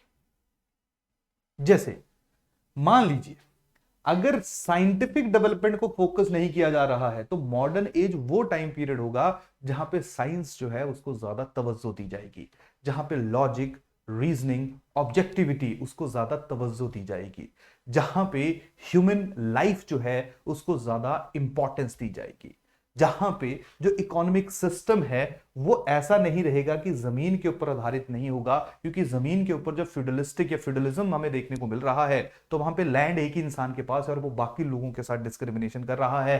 तो जो मॉडर्न एज आएगी वहां पे जो फ्यूडलिज्म का स्ट्रक्चर है वो आप लोगों को खत्म होता हुआ देखने को मिलेगा और इसकी जगह पे हम लोग कैपिटलिज्म देखेंगे। अब कैपिटलिज्म के भी पॉजिटिव नेगेटिव है, वो बात की बात है, लेकिन जब कैपिटलिज्म को इंट्रोड्यूस किया गया था तब ऐसा नहीं था। तब ये बोलते थे कि फ्यूडलिज्म एक नेगेटिव चीज थी, तो उसको रिप्लेस करने के लिए एक बेटर हमें इकोनॉमिक सिस्टम चाहिए था, जिसके लिए कैपिटलिज्म आया। बाद में कैपिटलिज्म में भी इश्यूज आए, प्रॉब्लम आए, वो आने वाले लेक्चर्स में डिस्कस किए जाएंगे, लेकिन capitalism is a part of modern as. Clear? Capitalism का मतलब जब मोड ऑफ प्रोडक्शन जो है वो कुछ लोगों के पास आ जाते, तो उसका लॉजिक ये था कि मोड ऑफ प्रोडक्शन कुछ लोगों के पास आएंगे, यानी मान लो मैंने इंडस्ट्री खोल दी तो मैं लोगों को रखूंगा ना, उनसे काम करवाऊंगा और उनको इक्वल पैसा भी दूंगा, जो कि फ्यूडलिज्म में देखने को नहीं मिलता था। क्योंकि फ्यूडलिज्म में क्या होता था, मैं जमींदार हूं, मैंने लोगों को रखा, मैं उनको पैसा दे ही नहीं रहा हूं। अगर मैं किसी से इंडस्ट्री के अंदर काम करवाऊंगा या अपने इंस्टीट्यूट में काम करवाऊंगा तो ऑब्वियस बात है मेरे को पैसा देना पड़ेगा। समझाएगा नहीं? तो फ्यूडलिज्म में क्या था कि जो डिस्ट्रीब्यूशन ऑफ मनी थी वो बिल्कुल ही नहीं हुआ करती थी, वो एक ही बंदे के पास रहती थी। लेकिन जो कैपिटलिज्म है वहां पे एटलीस्ट जब इंडस्ट्री बनी और वर्कर्स ने काम करना शुरू किया, उनको पैसा मिलना शुरू हुआ। अब ज्यादा पैसा मिला, कम पैसा मिला, डिस्पैरिटी आई, वो अलग चीज है। लेकिन एक नया जो इकोनॉमिक सिस्टम है, जो पहले फ्यूडलिज्म हुआ करता था ट्रेडिशनल सोसाइटी में, मॉडर्न एज में हमने उसको कैपिटलिज्म से रिप्लेस होते हुए देखा, जहां पे पूरे का पूरा जो डिपेंडेंसी ट्रेडिशनल सिस्टम में जो है वो एग्रीकल्चर पे ऊपर हुआ करती थी, तो हम लोगों ने मॉडर्न एज जो है वहां पे इंडस्ट्रीज को डेवलप होते हुए देखा। अब देखिए यार, इंडस्ट्री की डेवलपमेंट कैसी होती है? मान लीजिए अगर साइंटिफिक डेवलपमेंट हो रही है, साइंस एंड टेक्नोलॉजी में हम लोग बहुत अच्छा काम कर रहे हैं, नई नई मशीनें बन रही है, नई नई मशीन्स बन रही हैं, तो उन मशीन्स को यूज करके मैं ज्यादा चीजों को प्रोड्यूस कर सकता हूं। जहां पे पहले मैं हाथ से कपड़ा बनाया करता था, पहले है ना यान बनाया करता था और उसके बाद उसको हाथों से सी के कपड़ा बनाता था, जिसको बनाने में शायद महीना लग जाता था। अब मेरे पास जो वो मशीन आ गई है साइंटिफिक डेवलपमेंट के कारण, जिसके कारण मैं ज्यादा चीजें प्रोड्यूस कर पा रहा हूं और ज्यादा चीजें बेच पा रहा हूं। क्लियर? तो कहीं ना कहीं जो इंडस्ट्री है वो ज्यादा बेटर रहती है, क्योंकि उससे ज्यादा लोगों को एम्प्लॉयमेंट मिलती है और साथ में जो है वो ज्यादा लोगों तक जो चीजें प्रोड्यूस हो रही हैं उनको पहुंचाया जा सकता है। तो इकोनॉमिक सिस्टम जब मॉडर्न एज की शुरुआत होगी तो वहां पे वो एग्रीकल्चर से इंडस्ट्री की तरफ शिफ्ट होना शुरू हो जाएगा। सिमिलरली जो चर्च और रिलीजन है उसकी रेलेवेंस या रोल जो वो कम होना शुरू हो जाएगा, क्योंकि लोग अब मॉडर्न जो थॉट्स हैं, जो साइंटिफिक टेम्परामेंट है, उसको ज्यादा तवज्जो दे रहे हैं, उसको ज्यादा फोकस कर रहे हैं। क्लियर? धीरे धीरे जो रिलीजन है उसकी इंपॉर्टेंस क्योंकि कम हुई, फ्यूडल लॉर्ड्स जो हैं वो आपके वीक होने शुरू हो गए, तो धीरे धीरे जो आपका राजा या किंग है वो पहले तो पावरफुल होगा, फिर धीरे धीरे जैसे जैसे टाइम आगे बढ़ेगा लोगों के पास जो है वो पावर आनी शुरू हो जाएगी, जिसको हम लोग आजकल डेमोक्रेटिक सिस्टम के रूप में जो है वो देखते हैं। तो ये जो पूरी जर्नी है, यानी कि जो हम ट्रेडिशनल सोसाइटी से मॉडर्न एज में शिफ्ट हो रहे हैं, या मॉडर्निटी या मॉडर्नाइजेशन हमारे यहाँ पे इंट्रोड्यूस हो रहा है, ये कोई 100 साल 150 साल की कहानी नहीं है। इसकी जो शुरुआत है वो 14th सेंचुरी में हो गई थी और ये कम से कम 20th सेंचुरी यानी कि 600 साल तक मॉडर्निटी मॉडर्नाइजेशन चलती रही। इवन मैं ये भी कहूंगा कि आज भी मॉडर्निटी एंड मॉडर्नाइजेशन जो वो चल रही है। आज भी बहुत सारे, जैसे फॉर एग्जाम्पल मैं एआई का एग्जाम्पल लेता हूं, आर्टिफिशियल इंटेलिजेंस का एग्जाम्पल लेता हूं, that is the concept of या that is the development of science and ना, जो हमारा साइंस एंड टेक्नोलॉजी के अंदर आ जाएगा। तो अगर मैं एआई का एग्जांपल लूंगा तो एआई जो है, आर्टिफिशियल इंटेलिजेंस जो वो अच्छी चीज भी है, समाज को हेल्प भी करेगी, but at the same time जो एआई है वो शायद ह्यूमन के लिए, हम लोगों के लिए जो वो काफी नुकसानदायक भी हो सकती है, जहां पे रोबोट्स जो है वो शायद डिसाइडिंग फैक्टर हो सकते हैं कि आप लोगों के साथ करना क्या है या ह्यूमन के साथ करना क्या है। तो एक बहुत बड़ा चैलेंज है जो मॉडर्निटी आज भी लेके आ रही है, और कहीं ना कहीं सोशियोलॉजी को उसको डिकोड करना है, सोशियोलॉजी को उसको समझना है। तो मॉडर्निटी जो है वो वैसे तो नेवर एंडिंग प्रोसेस है, लेकिन जब हम लोग ट्रेडिशनल सोसाइटी से मॉडर्न एज में अपने आप को शिफ्ट करते हैं तो इस तरह का चेंजेस जो हमें देखने को मिलता है। तो मैंने आपको बताया कि ये जो 600 साल का टाइम पीरियड है जो अभी भी चल रहा है, इसमें बहुत सारी ऐसी डेवलपमेंट्स हुई जिनको हम लोग मानते हैं who are responsible for the arrival of modern age. और मॉडर्न एज का आने का सिंपल सा मतलब है इमर्जेंस ऑफ सोशियोलॉजी, क्योंकि मॉडर्निटी और मॉडर्न एज या के साथ बहुत सारी ऐसी चीजें हमारे समाज के अंदर इंट्रोड्यूस हुई जिन्होंने सोशियोलॉजी को एक डिसिप्लिन, एक सब्जेक्ट के रूप में एस्टेब्लिश करने में हेल्प की, एस्टेब्लिश करने में मदद की। अब यहां पे बताइए शाबाश, अब कौन से फैक्टर्स हैं जिनके कारण ये सारा कुछ हुआ, कैपिटलिज्म आया, इंडस्ट्रियलाइजेशन हुई, साइंटिफिक टेम्परमेंट डेवलप हुए, और है ना एज ऑफ रीजनिंग आई। एज ऑफ रीजनिंग का मेरा मतलब है कि जहां पे आप लोगों ने हर एक जो ऑर्थोडॉक्स नेचर ऑफ सोसाइटी है उसको चैलेंज करना शुरू कर दिया। क्लियर? तो वो कैसी ऐसी परिस्थितियां थी, कैसी ऐसी सिचुएशंस, उनके बारे में जो वो हम लोग आज के लेक्चर में डिस्कस करेंगे। बट होपफुली आप लोगों को ये क्लियर हो गया होगा what is the meaning of modernity, what is the meaning of modernization, what is the meaning of modern age. और मॉडर्न एज में चीजें बेटर हैं, लेकिन इनके भी बहुत नेगेटिव पहलू हैं, इनके बारे में हम लोग आने वाले लेक्चर में पढ़ेंगे। और जो मॉडर्निटी के नेगेटिव एस्पेक्ट है, उन्होंने सोशियोलॉजी को और ज्यादा बेटर बनाया, सोशियोलॉजी को और ज्यादा थ्योरी बिल्डिंग में मदद की, थ्योरी बिल्डिंग में हेल्प की। क्लियर? तो hopefully what is the meaning of modernity आपको समझ आ गया। एंड द मॉडर्न एज का जो अराइवल है that is responsible for the emergence of sociology. क्योंकि अगर मॉडर्निटी नहीं आती तो शायद हम हर चीज पे नहीं सोचते, हर चीज पे लॉजिक रीजनिंग नहीं, थॉट प्रोसेस अप्लाई करते।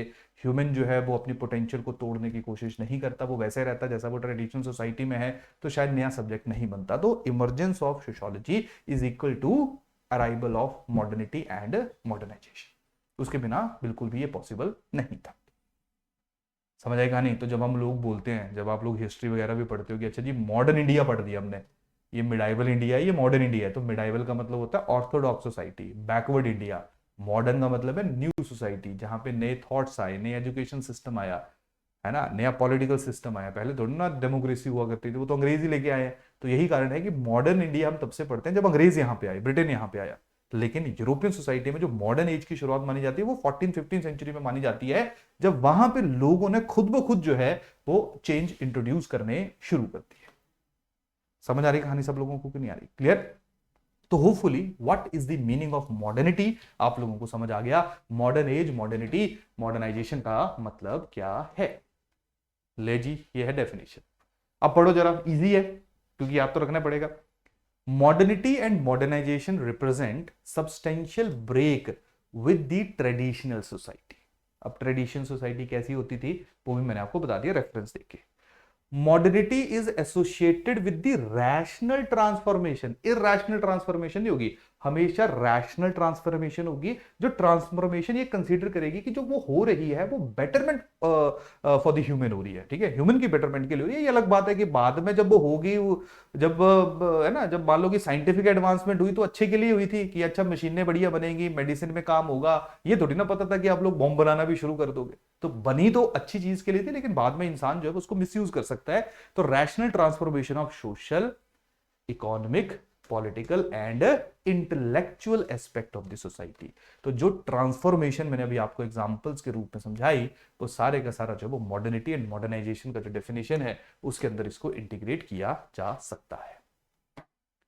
अब मैंने आपको समझाया कि किस तरीके से जो मॉडर्निटी है वो इवन अभी भी चल रही है, मॉडर्नाइजेशन, एज ऑफ मॉडर्नाइजेशन जो वो अभी भी कंटिन्यू हो रही है। लेकिन जो इंपॉर्टेंट इवेंट्स थे, जो इंपॉर्टेंट पहलू थे जिनके बारे में आप लोगों को पता होना चाहिए, जिन्होंने मॉडर्निटी या मॉडर्नाइजेशन को कॉज किया, क्लियर, जो मॉडर्निटी एंड मॉडर्नाइजेशन के लिए रिस्पॉन्सिबल थे, तो उनमें सबसे पहला आपने याद रखना है, सबसे पहले यूरोपियन सोसाइटी में जो है वो आप लोग देखोगे एनलाइटनमेंट, दूसरे नंबर पे आप देखोगे फ्रेंच रेवोल्यूशन, तीसरे नंबर पे आप देखोगे इंडस्ट्रियलाइजेशन, चौथे नंबर पे आप लोग देखोगे कैपिटलिज्म। वैसे हम इन सबको जो है वो इंटरचेंजेबली भी यूज करेंगे, लेकिन एक चीज हमेशा ध्यान रखना, ये जो एनलाइटनमेंट, फ्रेंच रेवोल्यूशन, ठीक है, ये सारे का सारा जो घटनाएं हैं, ये एक कंसेप्ट के साथ रिलेट किया जाएगा, दैट इज रेनेसां।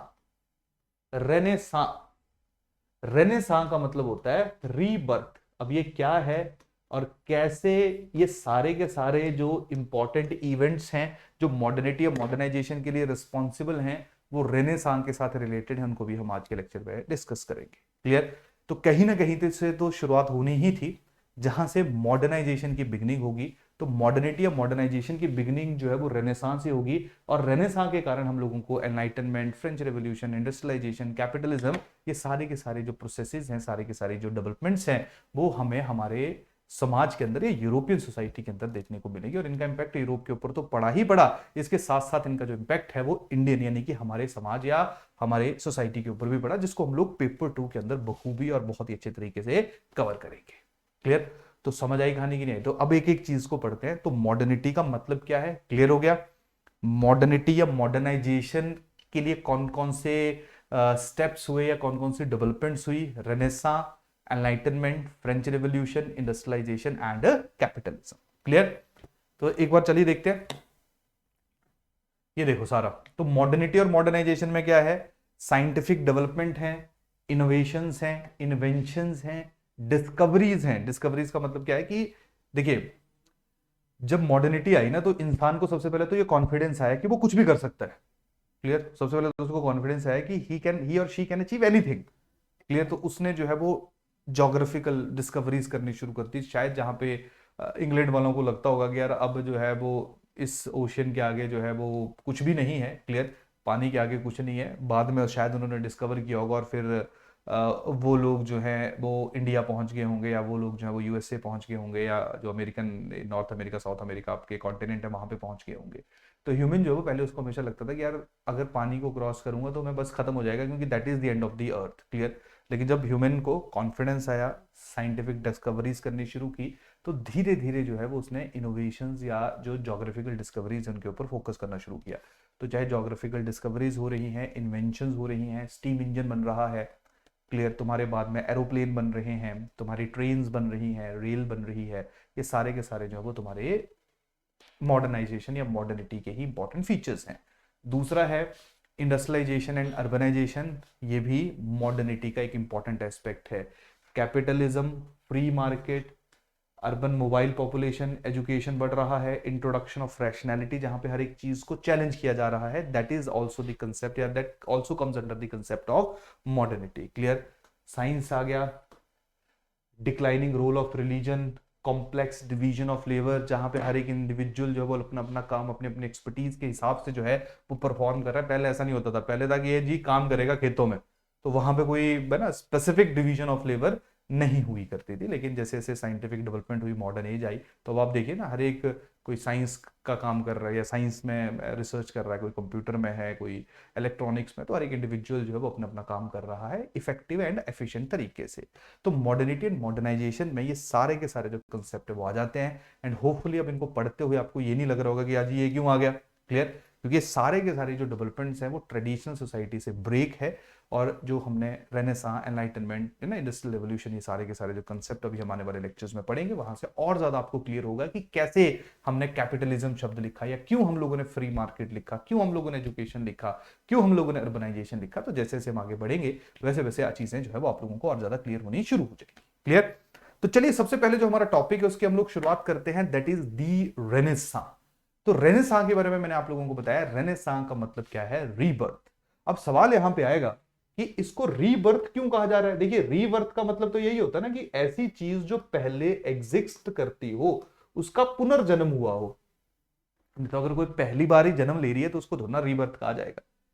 तो रीबर्थ यहां पे जो शब्द यूज किया गया है, ये बेसिकली क्या इसका मतलब था, इसका मतलब था rebirth of ancient, rebirth of ancient ideas, rebirth of ancient ideas. Ancient ideas का मतलब क्या है, जैसे जब हम लोग हमारे देश का इतिहास भी रीड करते हैं तो हम लोग मिडाइवल हिस्ट्री में कोई बहुत ज्यादा हमने कुछ उखाड़ा नहीं है, लेकिन जब हम लोग एंशियंट हिस्ट्री की बात करते हैं तो एंशियंट हिस्ट्री में या एंशियंट पास्ट जो था वो हमारा बहुत ज्यादा ग्लोरीफाइड था। हम वो लोग हैं जहाँ पे इंडस वैली सिविलाइजेशन दुनिया की सबसे पुरानी सभ्यताओं में से एक सभ्यता डेवलप हुई। हम वो लोग थे जहाँ पे वेदों की फॉर्म में इतना एक्सटेंसिव लिटरेचर डेवलप हुआ। हम लोग वो थे जहाँ पे हम लोगों ने मौर्यन एम्पायर को देखा, जहाँ पे हम लोगों ने चाणक्य को देखा, जहाँ पे हम लोगों ने अलग अलग तरह की स्कल्पचर आर्ट को डेवलप होते हुए देखा, अलग अलग बिल्डिंग्स बनती हुई देखी, अलग अलग टेम्पल आर्किटेक्चर बनते हुए देखे, गुप्ता एम्पायर को देखा। तो हमारा जो एंशियंट टाइम पीरियड था वो बहुत ज्यादा डेवलप हुआ करता था, बहुत ज्यादा जो है वो अनकन्वेंशनल हुआ करता था। क्लियर? सिमिलरली जब हम लोग यूरोपियन सोसाइटी की बात करते हैं तो यूरोपियन सोसाइटी में स्पेसिफिकली अगर मैं ग्रीक्स और रोमन्स की बात करूंगा, यानी कि ग्रीक और मैं इटली, मॉडर्न इटली की बात करूंगा, तो यहां का जो इतिहास था वो बहुत ज्यादा ग्लोरीफाइड था। ये वही एरिया है जहां पे अलेक्जेंडर दी ग्रेट को हम लोगों ने देखा। क्लियर? ये वही वाला एरिया था जहां पे रोमन एम्पायर ने ऑलमोस्ट पूरे के पूरे यूरोप के ऊपर जो वो अपना कंट्रोल एस्टेब्लिश किया। ये वही वाला टाइम पीरियड है, ये वही वाले एरियाज हैं जहां से अब जब भी हम लोग पॉलिटिकल थिंकर्स की बात करते हैं या स्कॉलर्स की बात करते हैं, तो वो ये एरियाज हैं जहां से उन स्कॉलर्स की शुरुआत हुई, या जहां से बड़े बड़े जो स्कॉलर्स हैं वो बाहर निकल के सामने आए। क्लियर? तो इन्हीं स्कॉलर्स में से एक स्कॉलर का नाम हुआ करता था एरिस्टोटल। एक स्कॉलर का नाम हुआ करता था एरिस्टोटल। तो जो एरिस्टोटल है, अब आप मान लीजिए आज से 2500 साल पहले के आसपास की बात है, तो जो एरिस्टोटल है वो हर एक चीज के ऊपर लिखेगा। सबसे पहले एरिस्टोटल जो है वो ज्यादा तवज्जो देगा ह्यूमन को। एरिस्टोटल कहेगा कि यार देखो, ये जो ह्यूमन है, ये अगर भगवान ने उसको यहां पे भेज दिया गया है, तो अब ह्यूमन की रिस्पॉन्सिबिलिटी है अपनी पोटेंशियल को मैक्सिमम यूटिलाइज करना। मैक्सिमम यूटिलाइज करने का मतलब क्या है? अगर मान लो मैं सोल्जर हूं, तो मैं लड़ूंगा ऐसे कि मैं बेस्ट सोल्जर हूं। अगर मैं सिंगर हूं, तो मैं गाऊंगा ऐसे कि मैं बेस्ट सिंगर हूं। अगर मैं मान लो स्कल्पचर आर्टिस्ट हूं, तो मैं ऐसी मूर्ति बनाऊंगा कि मैं, मतलब मैं जो अपनी लिमिट है उसको हमेशा अचीव करने की कोशिश करूंगा। तो सबसे पहले एरिस्टोटल जब उसने कहा कि जो ह्यूमन है उसको हमेशा अपनी पोटेंशियल के ऊपर जो वो काम करना चाहिए, एंड ह्यूमन जो है that is the most important thing on the universe. तो अगर मान लो इंसान को तवज्जो दी जाएगी, तो इंसान अपने आप को भी पावरफुल समझेगा, अपनी जो पोटेंशियल्स उनको भी एक्सप्लोर करने की कोशिश करेगा। और अगर मान लो मैं ताकतवर हूं, मेरे साथ आप और 100 लोग भी ताकतवर हैं, तो कहीं ना कहीं जो वो एरिया है, कहीं ना कहीं जो वो किंगडम है, कहीं ना कहीं जो वो राज्य साम्राज्य है, वो भी ताकतवर होगा, वो भी पावरफुल होगा। तो सबसे पहले एरिस्टोटल जो है उसने ह्यूमन जो है या ह्यूमन की जो काबिलियत है उसको एक्सप्लोर करने का जिक्र किया। इसके साथ साथ एरिस्टोटल ने फिजिक्स, बायोलॉजी, एस्ट्रोनॉमी, मेडिसिन, हर एक के ऊपर जो इसकी राइटिंग्स हमें देखने को मिलती है। तो हुआ क्या, ये जो मैं आप लोगों को समझा रहा हूं चीजें मैं क्यों बोल रहा हूं, कि जो एरिस्टोटल की राइटिंग्स हैं वो लॉजिक, ऑब्जेक्टिविटी, मतलब हर चीज को जो वो अपने रैशनैलिटी के साथ देखना है, हर चीज को जो वो अपने सही नहीं मानना है, अपने देखना है कि ये चीज सही है या नहीं है। ऐसा नहीं है कि धर्म ने कुछ कह दिया तो आपने उसको मान लिया। हर चीज को अपने ऑब्जेक्टिव व्यू पॉइंट के साथ देखना है। हर एक व्यू पॉइंट को जो वो अपने इमोशन से नहीं, आपने जो है वो रैशनैलिटी के साथ देखना है। क्लियर? हमेशा जो वो साइंटिफिक डिस्कवरी या साइंस एंड टेक्नोलॉजी की डेवलपमेंट की जो है वो बात करती है। तो जो एंशियंट यूरोप हुआ करता था, एंशियंट यूरोप में logic, objectivity, rationality, science and technology, इनके ऊपर जो वो बहुत ज्यादा फोकस किया जाता था। बट प्रॉब्लम क्या थी? प्रॉब्लम ये थी कि जो लैंग्वेजेस यूज की जाती थी, जिनमें एरिस्टोटल वगैरह या जो बाकी ग्रीक स्कॉलर्स थे या लैटिन स्कॉलर्स थे, रोमन स्कॉलर्स थे, उनके द्वारा जो लिखा जाता था वो या तो लैटिन लैंग्वेज में लिखा जाता था या तो ग्रीक लैंग्वेज में लिखा जाता था। क्लियर? जिसके कारण बहुत सारे लोगों तक जो वो ये चीजें नहीं पहुंची हुई थी। तो जो ग्रीक वगैरह वाले लोग थे ना, रोम वगैरह वाले लोग थे, उनको तो पता था इनकी राइटिंग्स के बारे में, लेकिन वो जो एरिया था वो एक बहुत ही छोटा सा, एक बहुत ही कन्फाइंड एरिया हुआ करता था। और जो बाकी यूरोप है, जैसे मैं जर्मनी की बात करूं, फ्रांस की बात करूं, इंग्लैंड की बात करूं, स्पेन की बात करूं, पोर्चुगीज की बात करूं, तो यहां तक जो इनके आइडियाज थे वो बहुत स्कैटर्ड फॉर्म में, यानी कि कुछ लोगों तक ही पहुंचे हुए थे। क्लियर? समझ आई कहानी की नहीं? ठीक है, डन। अब देखिए, ये जो पूरे का पूरा जो रिसर्च वर्क था, जो एरिस्टोटल, प्लेटो या बाकी ग्रीक स्कॉलर्स के द्वारा किया गया था, ये एक जगह है, एक जगह है कॉन्स्टेंटिनोपल। एक जगह है कॉन्स्टेंटिनोपल। कॉन्स्टेंटिनोपल आज आप लोगों को तुर्की के अंदर देखने को मिलती है, टर्की के अंदर देखने को मिलती है। तो जो कॉन्स्टेंटिनोपल आपकी प्लेस है, ये वो एरिया हुआ करता था जहां पे जितने भी स्कॉलर्स थे इन एम्पायर्स के, वो एक जगह के ऊपर, कॉन्स्टेंटिनोपल के ऊपर रहा करते थे, रोमन एम्पायर में। क्लियर? यहां पे ऑटोमन एम्पायर जो कि मुस्लिम किंगडम था, उसने जो है वो अटैक कर दिया। और ऑटोमन एम्पायर जो है वो उसने इन सारे 15th सेंचुरी के आसपास की बात है, कॉन्स्टेंटिनोपल के ऊपर उसने अटैक किया। और कॉन्स्टेंटिनोपल में जितने भी स्कॉलर्स हुआ करते थे, जिनको इन सारे के सारे जो एंशियंट स्क्रिप्चर्स थे इनके बारे में इंफॉर्मेशन थी, नॉलेज था, वो सारे के सारे जो वो डिस्ट्रीब्यूट होने शुरू हो गए, वो पूरे के पूरे यूरोप में डिस्ट्रीब्यूट हो गए। जैसे यहाँ पे इटली नजदीक है, तो वो इटली आ गए, वो फ्रांस चले गए, वो स्पेन चले गए, वो जर्मनी चले गए, वो इंग्लैंड चले गए। तो अब जब ये सारे लोग एक जगह से दूसरी जगह जो वो पर्कुलेट हो गए, तो हुआ क्या कि जो आइडियाज ऑफ एंशियंट स्कॉलर्स थे, स्पेसिफिकली अगर मैं एरिस्टोटल की बात करूंगा, अब ये पूरे के पूरे जो है वो यूरोप में डिस्ट्रीब्यूट हो गए। तो जब ये यूरोप में डिस्ट्रीब्यूट हुए, तो यूरोप वालों को पता लगा कि कैसे logic, rationality, objectivity, scientific development जो है उनकी लाइफ को चेंज कर सकते हैं। क्योंकि जिन्होंने, एरिस्टोटल ने जब ये लिखा था तो उस जमाने में जब वो सबसे बड़े किंगडम के लिए वो लिख रहा था, तो कहीं ना कहीं हर एक राजा, हर एक प्रजा ये चाहती है कि वो ताकतवर बने, वो जो है वो कहीं ना कहीं पावरफुल बने। और उस स्पेसिफिक टाइम पे सोसाइटी के अंदर धर्म से बहुत ज्यादा लोग जो थे वो परेशान थे। वो टाइम टू टाइम चर्च को क्वेश्चन किया करते थे, टाइम टू टाइम जो फ्यूडलिज्म था उसको क्वेश्चन किया करते थे, लेकिन उनके पास कोई ऑल्टरनेट ऑप्शन नहीं था कि यार इस प्रॉब्लम से कैसे बाहर निकल जाए। तो यही कारण था जब उनके पास ये आइडियाज पहुंचे, जब उनके पास एंशियंट स्कॉलर्स के थॉट्स पहुंचे, तब उनको पता चला कि अच्छा, अगर हम ये वाले आइडियाज जब अपने अंदर इंटीग्रेट कर लेते हैं, तब जो जिन चीजों से हम लोग परेशान हैं, जो रिजिडिटी ऑफ आवर सोसाइटी है, जो traditional nature of our society है, उसके प्रॉब्लम्स को हम लोग एड्रेस कर पाएंगे। और इस तरीके से बहुत सारे स्कॉलर्स ने जो है वो इन एंशियंट आइडियाज को अडॉप्ट किया और अपने लोगों तक पहुंचाया। और धीरे धीरे हम लोगों ने देखा कि जो यूरोपियन सोसाइटी है उसमें बहुत ज्यादा चेंजेस होने शुरू हुए। उसमें सबसे पहला चेंज किया था, जहां पे पहले स्लेव को ऐसा लगा करता था कि वो कुछ नहीं कर सकता है, जो मास्टर है वही भगवान है, वही गॉड है। अब जब ह्यूमन सेंट्रिक एलिमेंट उसके दिमाग में डाला गया कि देखिए जी, गॉड ने तो सबको बराबर बनाया है और इंसान को अपनी रक्षा खुद करनी पड़ेगी, अपने पोटेंशियल को खुद एक्सप्लोर करना पड़ेगा, तो धीरे धीरे ये जो कंसेप्ट ऑफ ह्यूमनिज्म है, ये भी हम लोगों को जो है यूरोपियन सोसाइटी के अंदर देखने को मिला, जहां पे ह्यूमन को ज्यादा इंपॉर्टेंस देखने को मिली, जो ट्रेडिशनल यूरोपियन सोसाइटी के अंदर नहीं थी। तो धीरे धीरे यही जो एंशिएंट थॉट्स थे, ये पूरे के पूरे यूरोप में घूमे और यूरोप में नए आइडियाज की इंट्रोडक्शन हुई, जहां पे यूरोप ऑर्थोडॉक्स आइडियाज से अब न्यू आइडियाज की तरफ शिफ्ट होना शुरू होगा। और इन्हीं न्यू आइडियाज से एनलाइटनमेंट भी होगी, इंडस्ट्रियल रेवोल्यूशन भी होगी, कैपिटलिज्म भी आएगा, और इवन फ्रेंच रेवोल्यूशन के लिए भी यही जो रेनेसां है ये रिस्पॉन्सिबल है। तो समझ आए कहानी। तो रीबर्थ क्यों कहा हमने, कि जो एंशिएंट आइडियाज थे वो 14th सेंचुरी में फिर से यूरोपियन सोसाइटी के अंदर उनको फिर से री इंट्रोड्यूस किया गया, तो उन आइडियाज की रीबर्थ हुई। लेकिन वो जो आइडियाज थे वो थोड़े मॉडर्न तरीके से जो है वो इंट्रोड्यूस किए गए। समझ आई कहानी की नहीं? ठीक है, तो यहां पे आइडियाज थे, लेकिन जो लोग अब आप लोग देखोगे वो थोड़े डिफरेंट होंगे। पीटर एबलार्ड होंगे, क्लियर। पीटर एबलार्ड जो है वो जो क्रिश्चियनिटी या जो चर्च के ऑर्थोडॉक्स नेचर्स हैं या जो ऑर्थोडॉक्स डायरेक्शंस होंगी उनको वो बहुत अपफ्रंट आके जो है वो क्रिटिसाइज कर रहे थे, क्लियर। बाद में चर्च ने जो वो सबको फांसी की सजा दे दी थी, वो अलग बात है, लेकिन उसके ऊपर जो वो थोड़ी देर में डिस्कशन करेंगे। लेकिन आपको आइडिया होना चाहिए कि रेनेसां को रीबर्थ जो वो क्यों कहा जाता है, क्योंकि ये जो लॉजिक है, objectivity, rationality, science and technology, ये आप हर जगह देखो, और ह्यूमन को ये कॉन्फिडेंस कि human can achieve anything, clear, ये भी जो है वो इसी स्पेसिफिक टाइम पीरियड से ओरिजिनेट हुआ एक थॉट है। तो जब इंसान को लग गया ना कि ही और शी कैन अचीव एनीथिंग, तो वो सच में ही कुछ भी कर सकता है। नहीं तो खुद सोचो यार, आज से 500 साल पहले थोड़ी ना सोचा था कि आप लोग हवाई जहाज में बैठ के एक जगह से दूसरी जगह जाओगे। आज से 500 साल पहले थोड़ी ना सोचा होगा कि आप ऐसे एजुकेशन ग्रहण करोगे जैसे कि आज किया जा रहा है।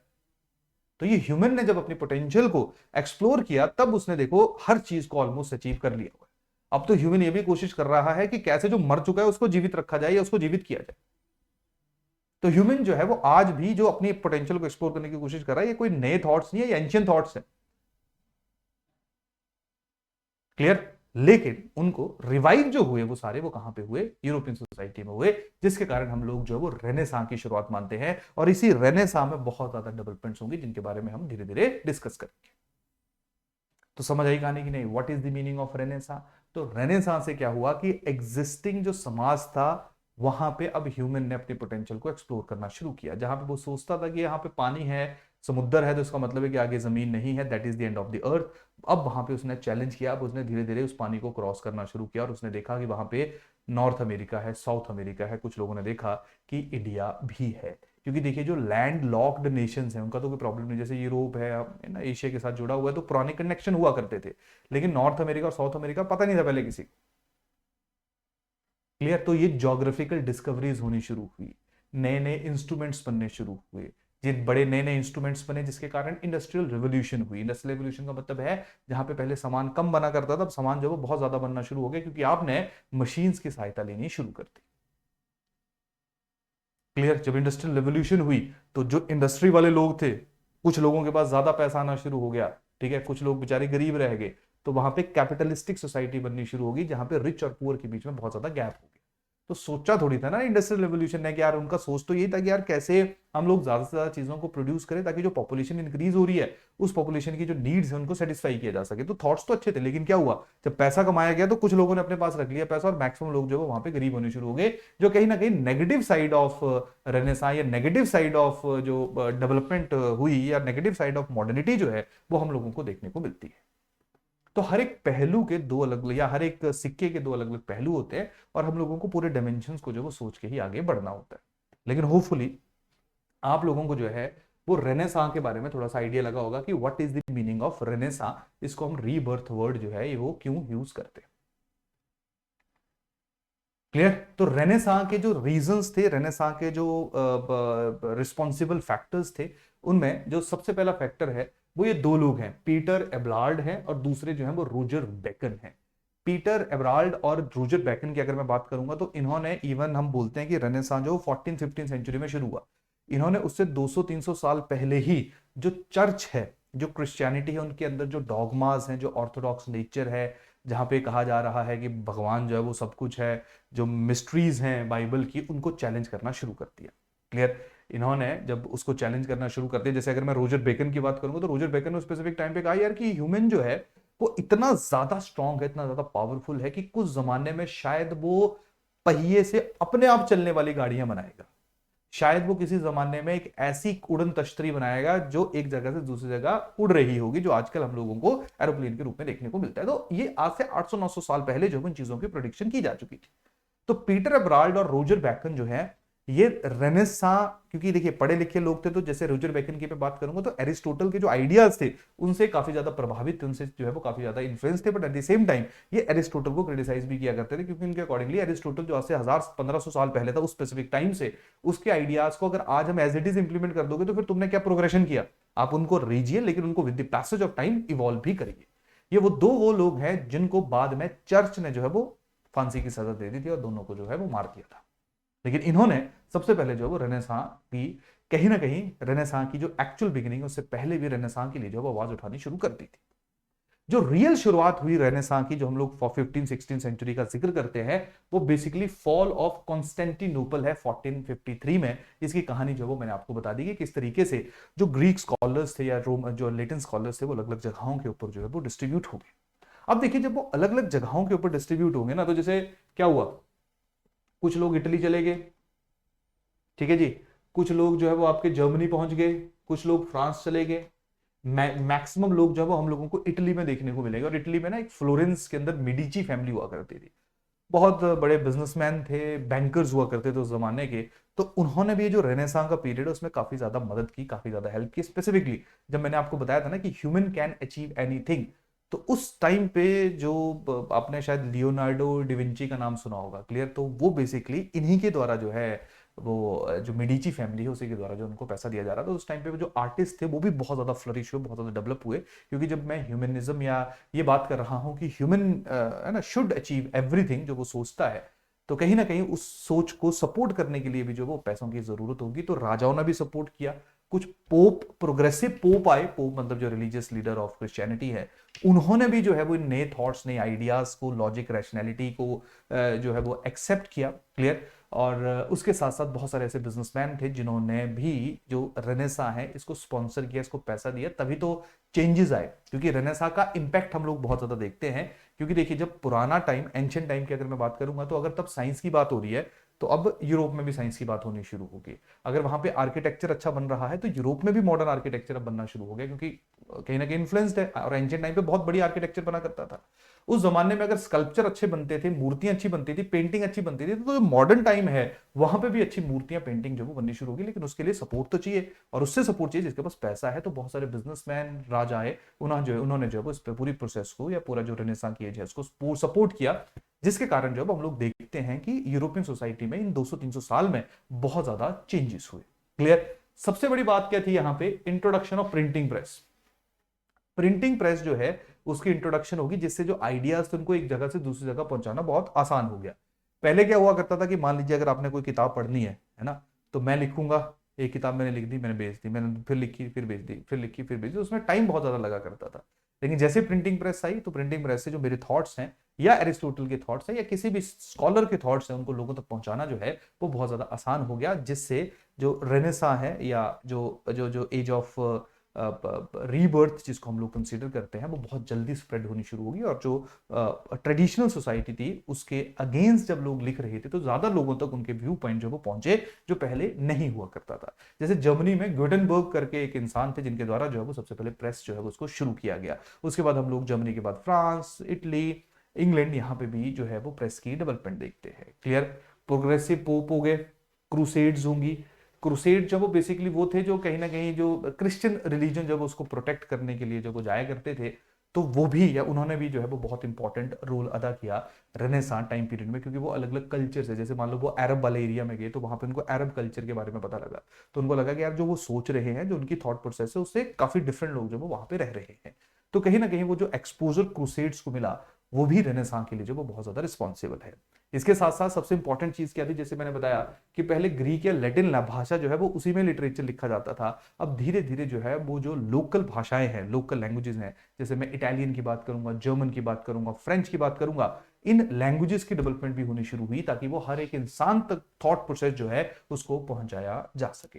क्लियर। तो इस तरीके से जो वो रेनेसां के लिए ये अलग अलग से फैक्टर थे जो रिस्पॉन्सिबल थे।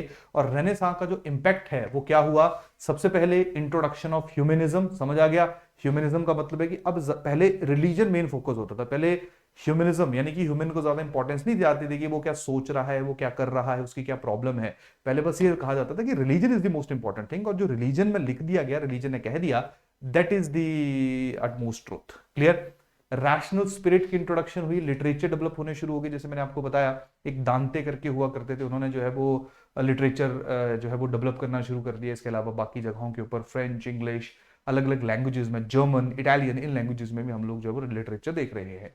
आर्किटेक्चर में काफी ज्यादा नई इंट्रोडक्शन हुई, स्कल्पचर, मूर्तियां बनने शुरू हो गई, क्योंकि एंशियंट टाइम पीरियड में बहुत सुंदर मूर्तियां बना करती थी। तो कहीं ना कहीं जो एंशियंट टाइम की कैरेक्टरिस्टिक्स थी वो हम लोगों को मॉडर्न टाइम पे देखने को मिली। पेंटिंग, म्यूजिक, साइंस, हर एक जो फील्ड है उसमें यूरोप ने अच्छा करना शुरू कर दिया। और ना एक चीज समझिए, जब कहा गया ना कि ह्यूमन कैन डू एनीथिंग, तो human can do anything in any field, चाहे वो लिटरेचर है, चाहे वो आर्किटेक्चर है, चाहे वो स्कल्पचर है, म्यूजिक है, साइंस है, पेंटिंग है, जहां उसका मन करेगा वो कुछ भी करेगा।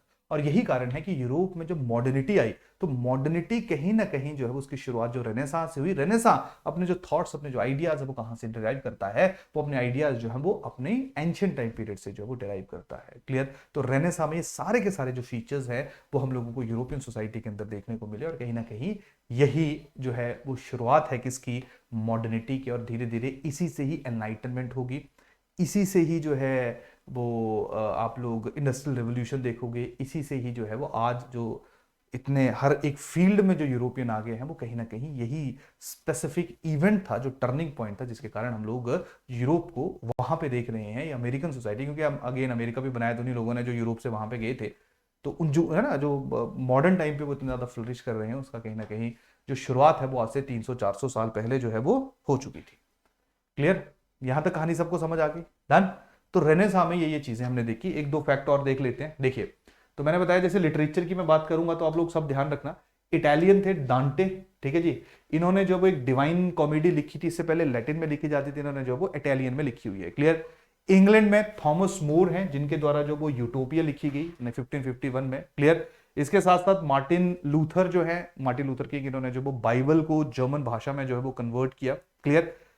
इसके साथ साथ फ्रांसिस बेकन थे। क्लियर। जिन्होंने एक्सपेरिमेंट्स के ऊपर ज्यादा फोकस किया। क्लियर। और फ्रेंच लैंग्वेज में जो उन्होंने अपने टेक्स्ट को लिखा ताकि ज्यादा से ज्यादा लोगों तक जो है उनकी जो थॉट्स, उनकी जो थिंकिंग है वो पहुंच सके। तो इनके नाम थोड़े से याद रख लेना, कभी कभी आंसर्स के अंदर जो है वो आप लोगों के लिए काफी इंपैक्टफुल रहते हैं। सिमिलरली अगर मैं आर्किटेक्चर की बात करूंगा तो जैसे रोमन आर्चेस हैं। Clear. Rose of Greek columns हैं, डोम्स हैं, इस्लामिक डेकोरेशंस हैं, जो हम लोगों को अभी सेंट पॉल या मैं सेंट पीटर रोम में देखूंगा, वेनिस में सेंट मार्क देखूंगे, सारे के सारे चर्च हैं, अगर इनको मैं देखूंगा तो सारे के सारे उसी स्पेसिफिक टाइम पे बने हुए थे। तो कहीं ना कहीं जो ऐसा नहीं है कि उस जो जो हमारा एंशियंट टाइम पीरियड पे जो आर्किटेक्चर हुआ करता था उसको यूज किया गया और उसको रिफाइन किया गया, उसको चेंज किया गया with the passage of time. Clear. इसके साथ अगर मैं बात करूंगा स्कल्पचर की, मूर्तियों की बात करूंगा, तो जो आपके लॉरेंजो घिबर्टी हैं, इनका नाम जो है वो आप सब लोग ध्यान रखना। इन्होंने जो है वो न्यू स्कल्पचर जो वो 15th सेंचुरी में बनाया था। क्लियर। इसके साथ साथ जो है वो डॉन्टेलो जो है उन्होंने सेंट मार्क जो है उनका वेनिस जो है उसमें स्टैचू को बनाया था, यानी कि स्कल्पचर या मूर्ति को बनाया हुआ था। तो एक एक नाम आप लोग यहाँ पे ध्यान रखना। अगर मैं पेंटिंग की बात करूंगा तो आप लोगों ने मोनालिसा का नाम सुना है, सुना है, लियोनार्डो डा विंची। क्लियर। तो ये जो लियोनार्डो डा विंची है ये बेसिकली जो मेडिची फैमिली हुआ करती थी इटली की, उन्होंने जो उसको सपोर्ट की हुई थी। द लास्ट सपर ये भी इनकी पेंटिंग है। मिशेलेंगो की बात करेंगे, लास्ट जजमेंट रेफल की पेंटिंग है। मेडोना टिटियन की पेंटिंग है। Venetian school. क्लियर। ये सारे के सारे जो हैं वो अलग अलग तरह के और देखिए ये वो पेंटर्स हैं, स्पेसिफिकली लियोनार्डो डा विंची की मैं बात करूंगा तो ये वो पेंटर्स हैं जो आज भी शायद इस तरह का पेंटर जो है वो हम लोगों को हमारे यहाँ पे देखने को नहीं मिलता है। क्लियर। तो ये कुछ इंपॉर्टेंट रेनेसां के फीचर्स हैं, करैक्टरिस्टिक्स हैं जिनको आप लोगों को पता होना चाहिए कि रेनेसां बोल दिया तो हुआ क्या फिर यूरोप में, रेनेसां का मतलब क्या है वो तो हमने समझ लिया था, लेकिन रेनेसां के दौरान हुआ क्या, होपफुली वो भी आप लोगों को यहां पे समझ आ गया होगा। क्लियर। पहली बात तो रेनेसां की शुरुआत होगी, तो रेनेसां में क्या हुआ, रेनेसां में जो मॉडर्न थॉट्स थे उनकी इंट्रोडक्शन जो वो हम लोगों को यूरोपियन सोसाइटी में होती हुई देखने को मिली। इसलिए रेनेसां में एक एस्पेक्ट क्या था कि ह्यूमन कैन अचीव एनीथिंग, यही है ना, और दूसरा क्या था, साइंटिफिक डेवलपमेंट। तो साइंस की मदद करते हुए, साइंस की मदद लेते हुए और ह्यूमन की जो पोटेंशियल को एक्सप्लोर करते हुए जो यूरोपियन नेशंस थे, अब उन्होंने जो उनकी गुड्स की प्रोडक्शन से उसको इंक्रीज करना शुरू किया। अब गुड्स की प्रोडक्शन को अगर वो इंक्रीज करेंगे तो उनको रॉ मटेरियल के लिए जगहें चाहिए होंगी या सामान बेचने के लिए जो है वो कुछ प्लेसेस की जरूरत होगी। तो वहां पे हम लोग कॉमर्शियल रेवोल्यूशन देंगे। कॉमर्शियल रेवोल्यूशन में अलग अलग जो कंपनीज हैं, ज्यादा दूर क्यों जाना है, एक मैं कंपनी का जिक्र करता हूं, ईस्ट इंडिया कंपनी। तो ईस्ट इंडिया कंपनी जो है वो एक ट्रेडिंग कंपनी थी जो इंडिया में ट्रेड करने आई थी, उसी तरीके से जैसे फ्रेंच ईस्ट इंडिया कंपनी जो थी वो भी इंडिया आई थी, उसी तरीके से जैसे डेनिस कंपनी जो थी वो भी इंडिया आई थी, डच कंपनी थी वो भी इंडिया आई थी, पोर्चुगीज कंपनी थी वो भी इंडिया आई थी। तो आसान भाषा में अब ट्रेड करने के लिए, क्योंकि अब इन्होंने उनको लग गया पता कि यार पूरी दुनिया के साथ कनेक्शन एस्टेब्लिश कर सकते हैं। और पहले क्या होता था कि जैसे मान लो अगर मैं बात करूंगा जैसे ये इंडिया है, यहाँ पे मान लो आपका जो पूरा अरब वाला एरिया आ जाएगा, फिर यहाँ पे यूरोप आएगा। तो यूरोप वाले ट्रेडर्स को अगर यहाँ पे आना होता था तो उनको अरब जो यहाँ पे रूलर हुआ करते थे उनकी परमिशन लेनी पड़ती थी, तो उनके लिए बड़ी ज्यादा प्रॉब्लम रहती थी। तो अब इन्होंने क्या करना शुरू किया, इन्होंने जो सी रूट है, ठीक है, जो समुद्र का रास्ता है, वहां से अलग अलग एरिया जब उनको ढूंढना शुरू कर दिया। जैसे कोलंबस की मैं बात करूंगा तो वो इंडिया को ढूंढने गया था लेकिन वो नॉर्थ अमेरिका में पहुंच गया। Clear. Similarly Vasco D gamma की अगर मैं बात करूंगा तो उसने समुद्र के रास्ते से पहली बार जो हिंदुस्तान को ढूंढा। तो समुद्र के रास्ते के खुलने का मतलब क्या था कि जो यूरोप वाले लोग थे अब वो किसी भी जगह पे कभी भी पहुंच सकते हैं और वहां पे ट्रेड कर सकते हैं। तो इस तरीके से अलग अलग जो है वो कंपनीज की फॉर्मेशन हुई। क्लियर। उन्होंने जब वो ट्रेड्स एस्टेब्लिश किए, नए नए सी रूट्स बने जो अलग अलग जगहों को जो है उनके साथ कनेक्ट करते हैं। और कहीं ना कहीं जो कमर्शियल रेवोल्यूशन है उसका इंपैक्ट हम लोगों ने देखा कि इंडिया जब उसको कोलोनाइज कर दिया गया, उसका इंपैक्ट हम लोगों ने देखा कि जो पूरा America, north America, south America continent है, इनको भी कोलोनाइज कर दिया गया, यानी कि इनके रिसोर्सेज को एक्सप्लॉइट किया गया। या तो इंग्लैंड ने एक्सप्लॉइट किया, या फ्रांस ने एक्सप्लॉइट किया, या पोर्चुगीज ने एक्सप्लॉइट किया, या स्पेन ने एक्सप्लॉइट किया। तो ये सारी चीजें जो होपफुली आप लोगों ने जो वो पढ़ी होगी किसके अंदर, तुम्हारे इतिहास के अंदर। क्लियर। तो ये वो वाला टाइम है जहां पे एकदम पैसा आना शुरू हो गया, ट्रेड्स बनने शुरू हो गए। क्लियर। तो इसको हम लोग जो है वो कमर्शियल रेवोल्यूशन के नाम से जानते हैं। ये वो वाला टाइम पीरियड था जहां पे चर्च कमजोर हो रहा था और राजा जो है उसने फिर से अपने आप को ताकतवर या ताकत के रूप में स्टेब्लिश करना शुरू कर दिया था। तो जितनी भी कमर्शियल रेवोल्यूशन हो रही थी, जितनी भी ये कंपनीज बन रही थी, अलग अलग देश में जाके ट्रेड्स कर रही थी, ये राजा या किंग की प्रोटेक्शन से ही वहां पे जाके ट्रेड कर रही थी। ऐसा नहीं था कि ईस्ट इंडिया कंपनी अगर इंडिया में सक्सेसफुल हुई तो वहां का जो राजा था उसकी कोई सपोर्ट उसको नहीं थी, उसको वहां पे प्रॉपर सपोर्ट हुआ करती थी। और उसके साथ साथ वो राजा भी इतना स्ट्रांग था, इतना पावरफुल था कि वो यहाँ पे ईस्ट इंडिया कंपनी के वॉर या बैटल्स को भी खुद लड़ा करता था। क्लियर। तो कमर्शियल रेवोल्यूशन जो है उसमें ट्रेड होने शुरू हो गए। अब देखिए कमर्शियल रेवोल्यूशन होना कोई गलत बात नहीं है ना, कमर्शियल रेवोल्यूशन मॉडर्निटी का कंसेप्ट है, तो कमर्शियल रेवोल्यूशन होना कोई गलत बात नहीं है। लेकिन कमर्शियल रेवोल्यूशन के कारण जो कोलोनाइजेशन हुआ यह गलत बात है। तो कोलोनाइजेशन या जो कॉलोनी है, या जैसे इंडिया जो है वो एक अगर ब्रिटेन की कॉलोनी रही तो फिर समाज के ऊपर क्या फर्क पड़ा, तो अंग्रेजों ने जो यहाँ पे राज किया, ब्रिटेन ने जो यहाँ पे राज किया, तो देखिए उन्होंने हमें इकोनॉमिकली बहुत ज्यादा एक्सप्लॉइट किया। जब इंग्लैंड यहाँ पे आया था तो इंडिया जो वो 22-23% के आसपास ग्लोबल जीडीपी रिप्रेजेंट करता था, लेकिन जब वो गए तो 2-2.5% के आसपास ही बच गया था। जब वो यहाँ पे आए तो इंग्लिश नाम की भाषा जो थी वो हमारे यहाँ पे नहीं हुआ करती थी। उनके जाने के बाद हमारा जो पूरा लहजा है वो इंग्लिश में कन्वर्ट हो गया। जब वो यहाँ पे आए तो हमारे यहाँ पे मोनार्की थी, पॉलिटिकल सिस्टम, राजे राज किया करते थे, लेकिन जब वो गए तो हमारे यहाँ पे डेमोक्रेसी आ गई। तो आसान भाषा में ये जो इम्पैक्ट पड़ा हमारे समाज के ऊपर, हमारे पॉलिटिकल सिस्टम के ऊपर, इकोनॉमिक सिस्टम के ऊपर, ये भी हम लोग प्रॉपरली असेस करते हैं। तो कहीं ना कहीं जो सोशियोलॉजी है, क्योंकि ये सारी डेवलपमेंट जो हो रही है, ये सारी डेवलपमेंट्स हो रही हैं, इंडस्ट्रियलाइजेशन हो रही है, कॉमर्शियल रेवोल्यूशन हो रही है, क्लियर, ये कहीं ना कहीं समाज के अंदर एक डिफरेंट तरह का जो सोशल सिस्टम है उसको इंट्रोड्यूस कर रही है। जैसे अब इंडिया है, इंडिया के अंदर कभी भी जो वो भूखमरी नहीं हुआ करती थी, कभी भी हंगर से कोई लोग नहीं मरा करते थे। लेकिन अंग्रेज आए, उन्होंने इस तरीके से हमारे जो इंडस्ट्रीज उसको बर्बाद किया कि हमारे यहाँ पे हंगर से मरने वालों की संख्या जो वो बहुत ज्यादा होनी शुरू हो गई। तो वो सोसाइटी के ऊपर इंपैक्ट पड़ा ना, वो किसके कारण पड़ा? वो कमर्शियल रेवोल्यूशन के कारण पड़ा। वो किसके कारण पड़ा? वो मॉडर्निटी के कारण पड़ा। क्लियर, कहानी समझ आ रही है आप लोगों को? तो कमर्शियल रेवोल्यूशन जो है या जो भी ये मॉडर्निटी हो रही है, तो मॉडर्नाइजेशन के कारण कुछ ऐसी सिचुएशंस हमारे समाज के अंदर बन रही हैं जो बाद में सोशियोलॉजी स्टडी करेगी और सोशियोलॉजी अपने आप को एक इंडिपेंडेंट डिसिप्लिन के रूप में एस्टेब्लिश करेगी। समझ आई कहानी? क्लियर। नेक्स्ट एस्पेक्ट है आपका, दैट इज एनलाइटनमेंट। देखिए, कमर्शियल रेवोल्यूशन को ट्रेड के साथ रिलेट कर लीजिए। एनलाइटनमेंट का मतलब क्या है? एनलाइटनमेंट का मतलब है जहां पे आप लोग हर एक चीज को लॉजिक, रैशनैलिटी से देख रहे। रिलीजन जहां पे ऑलमोस्ट आपके लिए जीरो हो गया है, रिलीजन से आपका कोई लेना देना नहीं है। तो एनलाइटनमेंट के लिए एक फैक्टर तो रिस्पॉन्सिबल रेनेसां तो है ही है, लेकिन उसके साथ जो दूसरा फैक्टर रिस्पॉन्सिबल है वो है प्रोटेस्टेंट रिफॉर्मेशन। प्रोटेस्टेंट कौन है? देखिए, क्रिश्चियनिटी के अंदर प्रोटेस्टेंट एंड कैथोलिक नाम के दो सेक्शंस है। कैथोलिक जो है वो बहुत ज्यादा रिलीजियस है, थोड़े ऑर्थोडॉक्स हैं। जो प्रोटेस्टेंट है वो बहुत रैशनल है, वो बहुत लॉजिकल है। उनके अकॉर्डिंगली अगर भगवान ने उनको भेजा, अगेन वही कंसेप्ट वही है कि अगर गॉड ने उनको भेजा है तो उनका मेन ऑब्जेक्टिव यही है यहाँ पे आने का कि वो अपनी पोटेंशियल को फुली यूटिलाइज कर सके। और अगर वो अपनी पोटेंशियल को फुली यूटिलाइज करना चाहते हैं तो उनको किसी भी तरह की जो ऑर्थोडॉक्स प्रैक्टिसेस हैं, ये कर्म कांड, इनके बारे में ज्यादा नहीं सोचना है। इनके अपने चर्च अलग से होते हैं, क्लियर। और किसी तरह की जो रिलीजियस इंस्ट्रक्शन है उस पर ये बहुत ज्यादा विश्वास नहीं करते। नो डाउट जीसस क्राइस्ट को मानते हैं, लेकिन इसके अलावा इनका रिलीजन से बहुत ज्यादा लेना देना नहीं है। जब प्रोटेस्टेंट रिफॉर्मेशन हुई तो क्रिश्चियनिटी के अंदर बहुत ज्यादा टसल्स हुई, लेकिन बाद में इन्होंने अपने आप को एक अलग से सेक्शन के रूप में एस्टेब्लिश किया। और आजकल जब हम लोग देखते हैं तो जितने भी बड़े बड़े बिजनेसमैन है वो सारे के सारे अगर वो क्रिश्चियन है तो वो कहीं ना कहीं इसी स्पेसिफिक प्रोटेस्टेंट जो कल्ट है या प्रोटेस्टेंट जो सेक्शन है विद इन द क्रिश्चियनिटी, इसी से ही रिलेटेड है। क्लियर। तो प्रोटेस्टेंट रिफॉर्मेशन जहां पे इंडिविजुअल को कहा कि यू शुड अचीव एवरीथिंग, ठीक है, you should focus on logic, science, scientific temperament, science and technology, और इंसान ने फिर पूरा जो है लॉजिक के ऊपर ही काम करना शुरू कर दिया।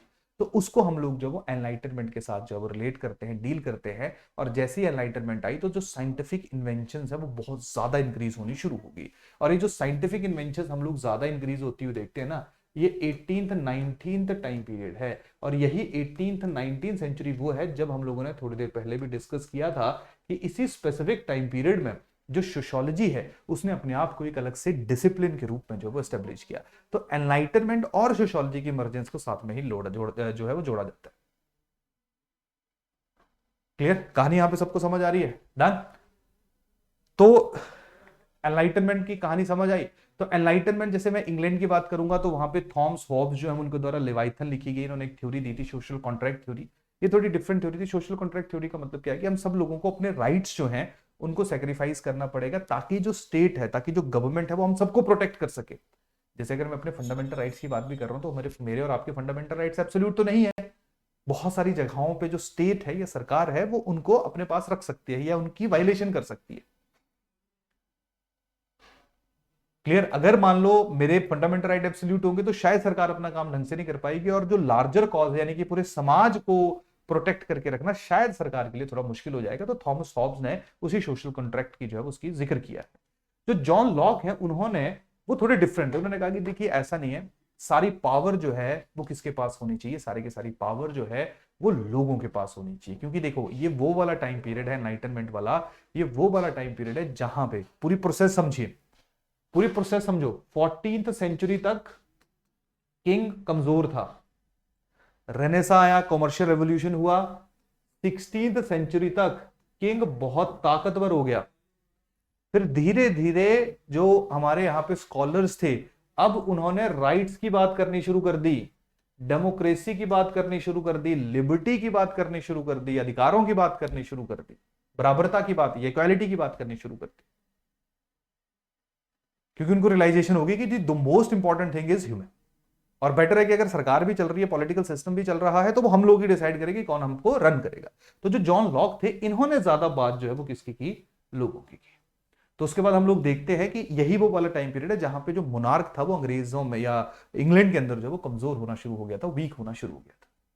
तो एनलाइटनमेंट टाइम पीरियड में हम लोग एक बहुत ज्यादा ट्रांसफॉर्मेशन भी देखते हैं। सबसे बड़ी बात है वो पॉलिटिकल सिस्टम में ट्रांसफॉर्मेशन है।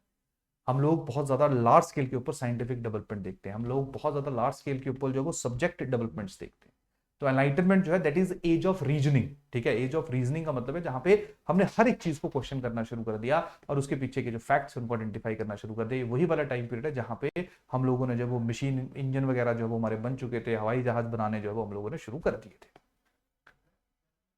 तो एज ऑफ रीजनिंग में अलग अलग थिंकर्स आए जिन्होंने existing dogmas, Orthodox nature of society और पॉलिटिकल सिस्टम और इकोनॉमिक सिस्टम उसको चैलेंज करना शुरू किया। तो ये सारे हमारे जो ना ऑगस्ट कॉम्ट हैं, डर्किम हैं, कार्ल मार्क्स हैं, सारे के सारे जो वो इसी स्पेसिफिक टाइम पीरियड से आए। और इसी टाइम पे जहां पे हर चीज को चैलेंज किया जा रहा था, हर चीज को अंडरस्टैंड किया जा रहा था, वहां पे इन्होंने भी अपनी थ्योरी बिल्डिंग जो है उसकी शुरुआत करनी शुरू कर दी। तो एनलाइटनमेंट के साथ डायरेक्टली हम लोग रियल इमर्जेंस ऑफ सोशियोलॉजी जो है या real emergence of sociology as a subject जो है उसको रिलेट कर सकते हैं, उसको ट्रेस कर सकते हैं।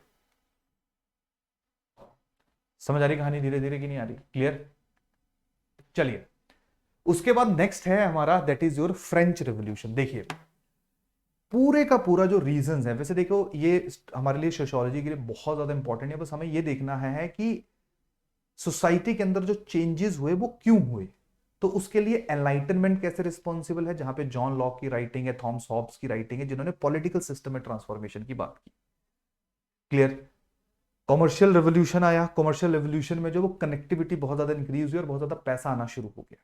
फ्रेंच रेवोल्यूशन हुई तो फ्रेंच रेवोल्यूशन से जो कंसेप्ट ऑफ लिबर्टी था, है ना, इक्वालिटी था, वो इंट्रोड्यूस हुआ, जिसका इम्पैक्ट कहीं ना कहीं सोसाइटी, इकोनॉमी और पॉलिटी के ऊपर पड़ा। और जब हम सोशियोलॉजी पढ़ते हैं तो सोशियोलॉजी में सारे के सारे एस्पेक्ट्स को जो है वो कवर किया जाता है, क्योंकि जो ट्रांसफॉर्मेशन समाज के अंदर होगी, सोसाइटी के अंदर होगी, उसको जो है वो सोशियोलॉजी रीड करेगी।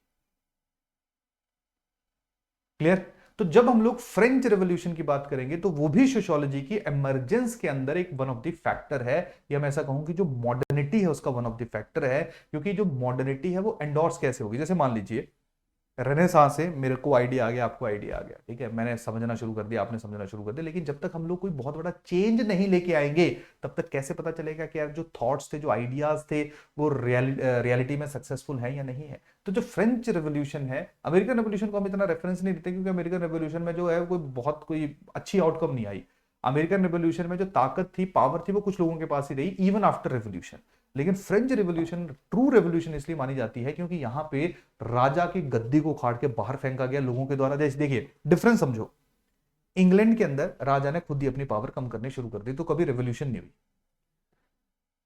फ्रांस के अंदर राजा अपनी पावर का मिसयूज कर रहा था, तो लोगों ने मजबूरी में आके राजा को बाहर फेंक दिया और ताकत लोगों के पास आ गई।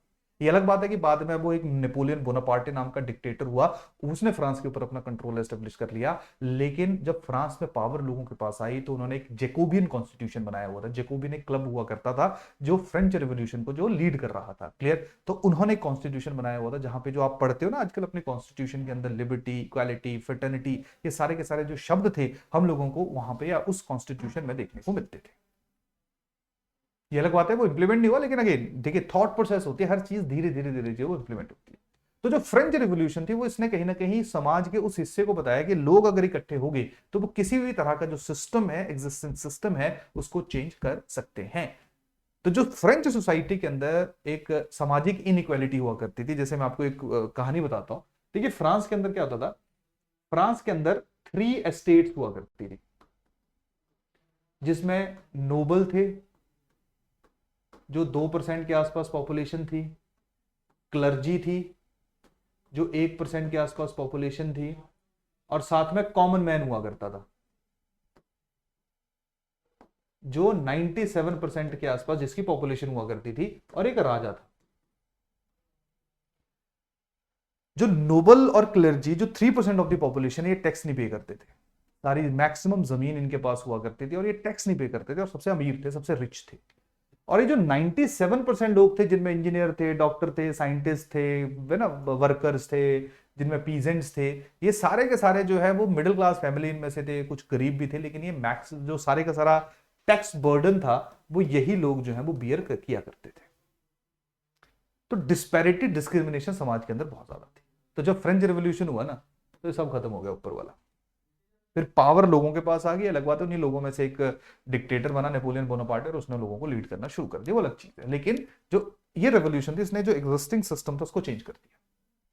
और इसके पीछे के भी जो सबसे बड़े रीजंस थे वो यही थे। जो एनलाइटनमेंट है, ये जो आपकी एज ऑफ रेनेसा है, यही रीजन है जहां पे जो फ्रेंच फिलोसोफर थे, वोलेटर की मैं बात करूं, रूसो की मैं बात करूं, रूसो जो उसको जो फ्रेंच रेवोल्यूशन के थॉट्स हैं, उसका जो आइडिया, उसका जो जनक है, उसको वो माना जाता है। तो ये भी जो प्रभावित थे, ये भी जो इन्फ्लुएंस थे, ये आइडियाज ऑफ रैशनैलिटी, लॉजिक से थे। ये लॉजिक की बात करते थे कि यार कि क्यों डिस्क्रिमिनेशन हो रही है, कि 97% क्यों दे, बाकी क्यों ना दे, और पूरे का पूरा जो टैक्स बर्डन है वो यही क्यों बियर करे, और फ्रांस जो वो क्यों अननेसेसरली वॉर में लड़ रहा है, क्योंकि पैसा तो लोगों के द्वारा दिया जा रहा है उसको लड़ाई लड़ने के लिए। तो फ्रेंच रिवॉल्यूशन में पॉलिटिकल कॉज थे। जो राजा हुआ करता था उनका, ठीक है, लुइस 16, वो बहुत वीक था, कमजोर था, और उस मैक्सिमम पावर जो थी वो रानी के पास आ गई थी। लोग उससे बहुत ज्यादा खुश नहीं थे। सोशल कॉज क्या थे, ये वाले, कि देखो समाज में डिस्क्रिमिनेशन बहुत ज्यादा थी। इकोनॉमिक कॉजेज क्या थे, कि जो वॉर, जैसे जो आपका फ्रांस था, ये कॉन्टिन्यूसली, स्पेसिफिकली इंग्लैंड के साथ जो वो वॉर में इन्वॉल्व रहता था, ठीक है, जिसके कारण बहुत ज्यादा खर्चा, बहुत ज्यादा एक्सपेंडिचर हो रहा था, और पूरे का पूरा जो एक्सपेंडिचर का बर्डन है वो 97% लोगों के पास आ रहा था। तो इन्होंने जो वो फिर रिवॉल्यूशन जो है वो कर दी, जिसके कारण, जिसको जो है वो हम लोग फ्रेंच रिवॉल्यूशन के नाम से जानते हैं। तो वहां पे जो राजा है उसको उसकी गद्दी से हटा दिया गया, और पावर जो है वो किसके पास आ गई, लोगों के पास आ गई। तो हमने एक बहुत बड़ा ट्रांजिशन देखा पॉलिटिकल सिस्टम के अंदर भी। सोशल सिस्टम में जो 3 स्टेट हुआ करती थी, 3 अलग अलग लेयर्स हुआ करती थी, ये भी खत्म हो गई। क्लियर। तो ये ट्रांसफॉर्मेशन, ये जो ट्रांजिशन है, ये आइडियाज ऑफ मॉडर्निटी है, जहां पे कन्वेंशनली जो राजा को हटाना कभी कोई सोच नहीं सकता था, राजा को दूसरा आके हटा सकता था, लेकिन लोग कभी नहीं हटाया करते थे। यहां पे वो चीज भी हम लोगों ने प्रूव होती हुई देखी। तो दैट इज, यही रीजन है कि हम लोग, दिस इज द रीजन कि हम लोग फ्रेंच रेवोल्यूशन इन सबको जो है वो मॉडर्निटी, या जो एज ऑफ मॉडर्निटी है उसके अंदर जो है वो कंसीडर कर रहे हैं। Clear, done. उसके बाद लास्ट हमारा है, या सेकंड लास्ट हमारा है, दैट इज इंडस्ट्रियल रेवोल्यूशन। तो इंडस्ट्रियल रेवोल्यूशन के बारे में मैंने आपको बताया। इंडस्ट्रियल रेवोल्यूशन वो एक दौर है जहां पे साइंटिफिक डेवलपमेंट ज्यादा हुई, इंडस्ट्रीज ज्यादा बननी शुरू हुई। इंडस्ट्रीज के बनने का सिंपल सा मतलब क्या है, कि ज्यादा लोगों को एम्प्लॉयमेंट मिलेगी। अब यहाँ पे समझना एक चीज, एक सोसाइटी है जहां पे मैक्सिमम लोग रूरल एरियाज में रह रहे हैं और अपना एग्रीकल्चरल एक्टिविटी कर रहे हैं। इंडस्ट्रियल रेवोल्यूशन से एक एरिया है जहां पे एक इंडस्ट्री डेवलप होगी, यहाँ पे इंडस्ट्रीज बन गई। अब इंडस्ट्रीज बन गई तो यहाँ पे छोटे से एरिया में ज्यादा लोगों की जरूरत होगी। जैसे एक बहुत बड़ा खेत है, वहां पे एक बंदा भी संभाल सकता है, लेकिन मान लो एक कनाल का एरिया है, वहां पे जब इंडस्ट्री बनेगी तो वहां पे 1000 लोग भी काम कर सकते हैं। तो अब इंडस्ट्री बनी। एग्रीकल्चर की प्रॉब्लम क्या थी, कि लोगों के पास लैंड जो वो बहुत ज्यादा नहीं थी, वो लॉर्ड्स के पास हुआ करती थी। क्लियर। अब धीरे धीरे लोग जो है वो अपने लिए एम्प्लॉयमेंट की अपॉर्चुनिटी ढूंढते ढूंढते कहाँ पे आ गए, इस इंडस्ट्रियल एरिया में आ गए।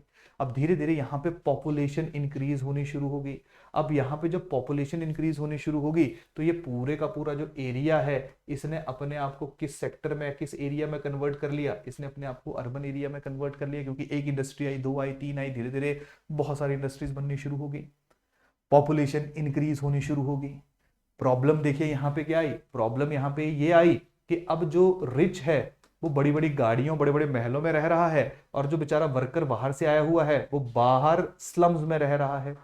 स्लम्स में अगर रह रहा है तो यहाँ पे पॉवर्टी है, इलनेस है, अनएम्प्लॉयमेंट है, हंगर है, और जो रिच है ये बड़ा लेविश लाइफस्टाइल जो वो जी रहा है। तो इंडस्ट्रियल रिवोल्यूशन जो एक पॉजिटिव चीज थी, जहां पे हमने इंडस्ट्रीज को यूज किया to improve the mode of production, उसका इंपैक्ट समाज के ऊपर क्या आया, कि हम लोग हंगर, अनएम्प्लॉयमेंट, इन सबको एक जगह के ऊपर देखना शुरू कर दिया। यहाँ क्या है, यहाँ पे मान लो काम कर रहा है एक, ये बंदा यहाँ गरीब है, दूसरा दूसरे एरिया में, तीसरा तीसरे एरिया में है, या मान लो 10,000 लोग एक एस्टेट के अंदर है, 10,000 दूसरी में है, 10,000 तीसरी में है। लेकिन जब अर्बन एरियाज बन गए, जब शहर बन गए, तो वहां पे कम जगहों के ऊपर ज्यादा लोग आ गए, तो अगर गरीबी है तो ज्यादा दिख रही है, अनएम्प्लॉयमेंट है तो ज्यादा विजिबल है, हंगर है तो ज्यादा विजिबल है, बीमारी किसी तरह की है तो ज्यादा विजिबल है। तो अब जो सोशियोलॉजिस्ट थे, तो ये जो मॉडर्निटी के कारण इंडस्ट्रियल रिवोल्यूशन हुई, तो जो सोशियोलॉजिस्ट थे अब उनको देखिए कितने इश्यूज मिल गए समझने के लिए। पॉपुलेशन एक इशू के रूप में समझेंगे, हंगर एक इशू के रूप में समझेंगे। अच्छा हंगर है तो क्यों है, अगर रिच और पुअर के बीच में गैप है, इनइक्वालिटी है, तो क्यों है। तो सोशियोलॉजी इस तरीके से मॉडर्निटी की जो प्रॉब्लम है उनसे भी अपने आप को डिराइव करती है, क्योंकि अगर मॉडर्नाइजेशन नहीं होती तो ये इशू नहीं बनते, एक जगह पे हमें दिखता ही नहीं, विजुअली नहीं होता, विजुअलाइज ही नहीं होता।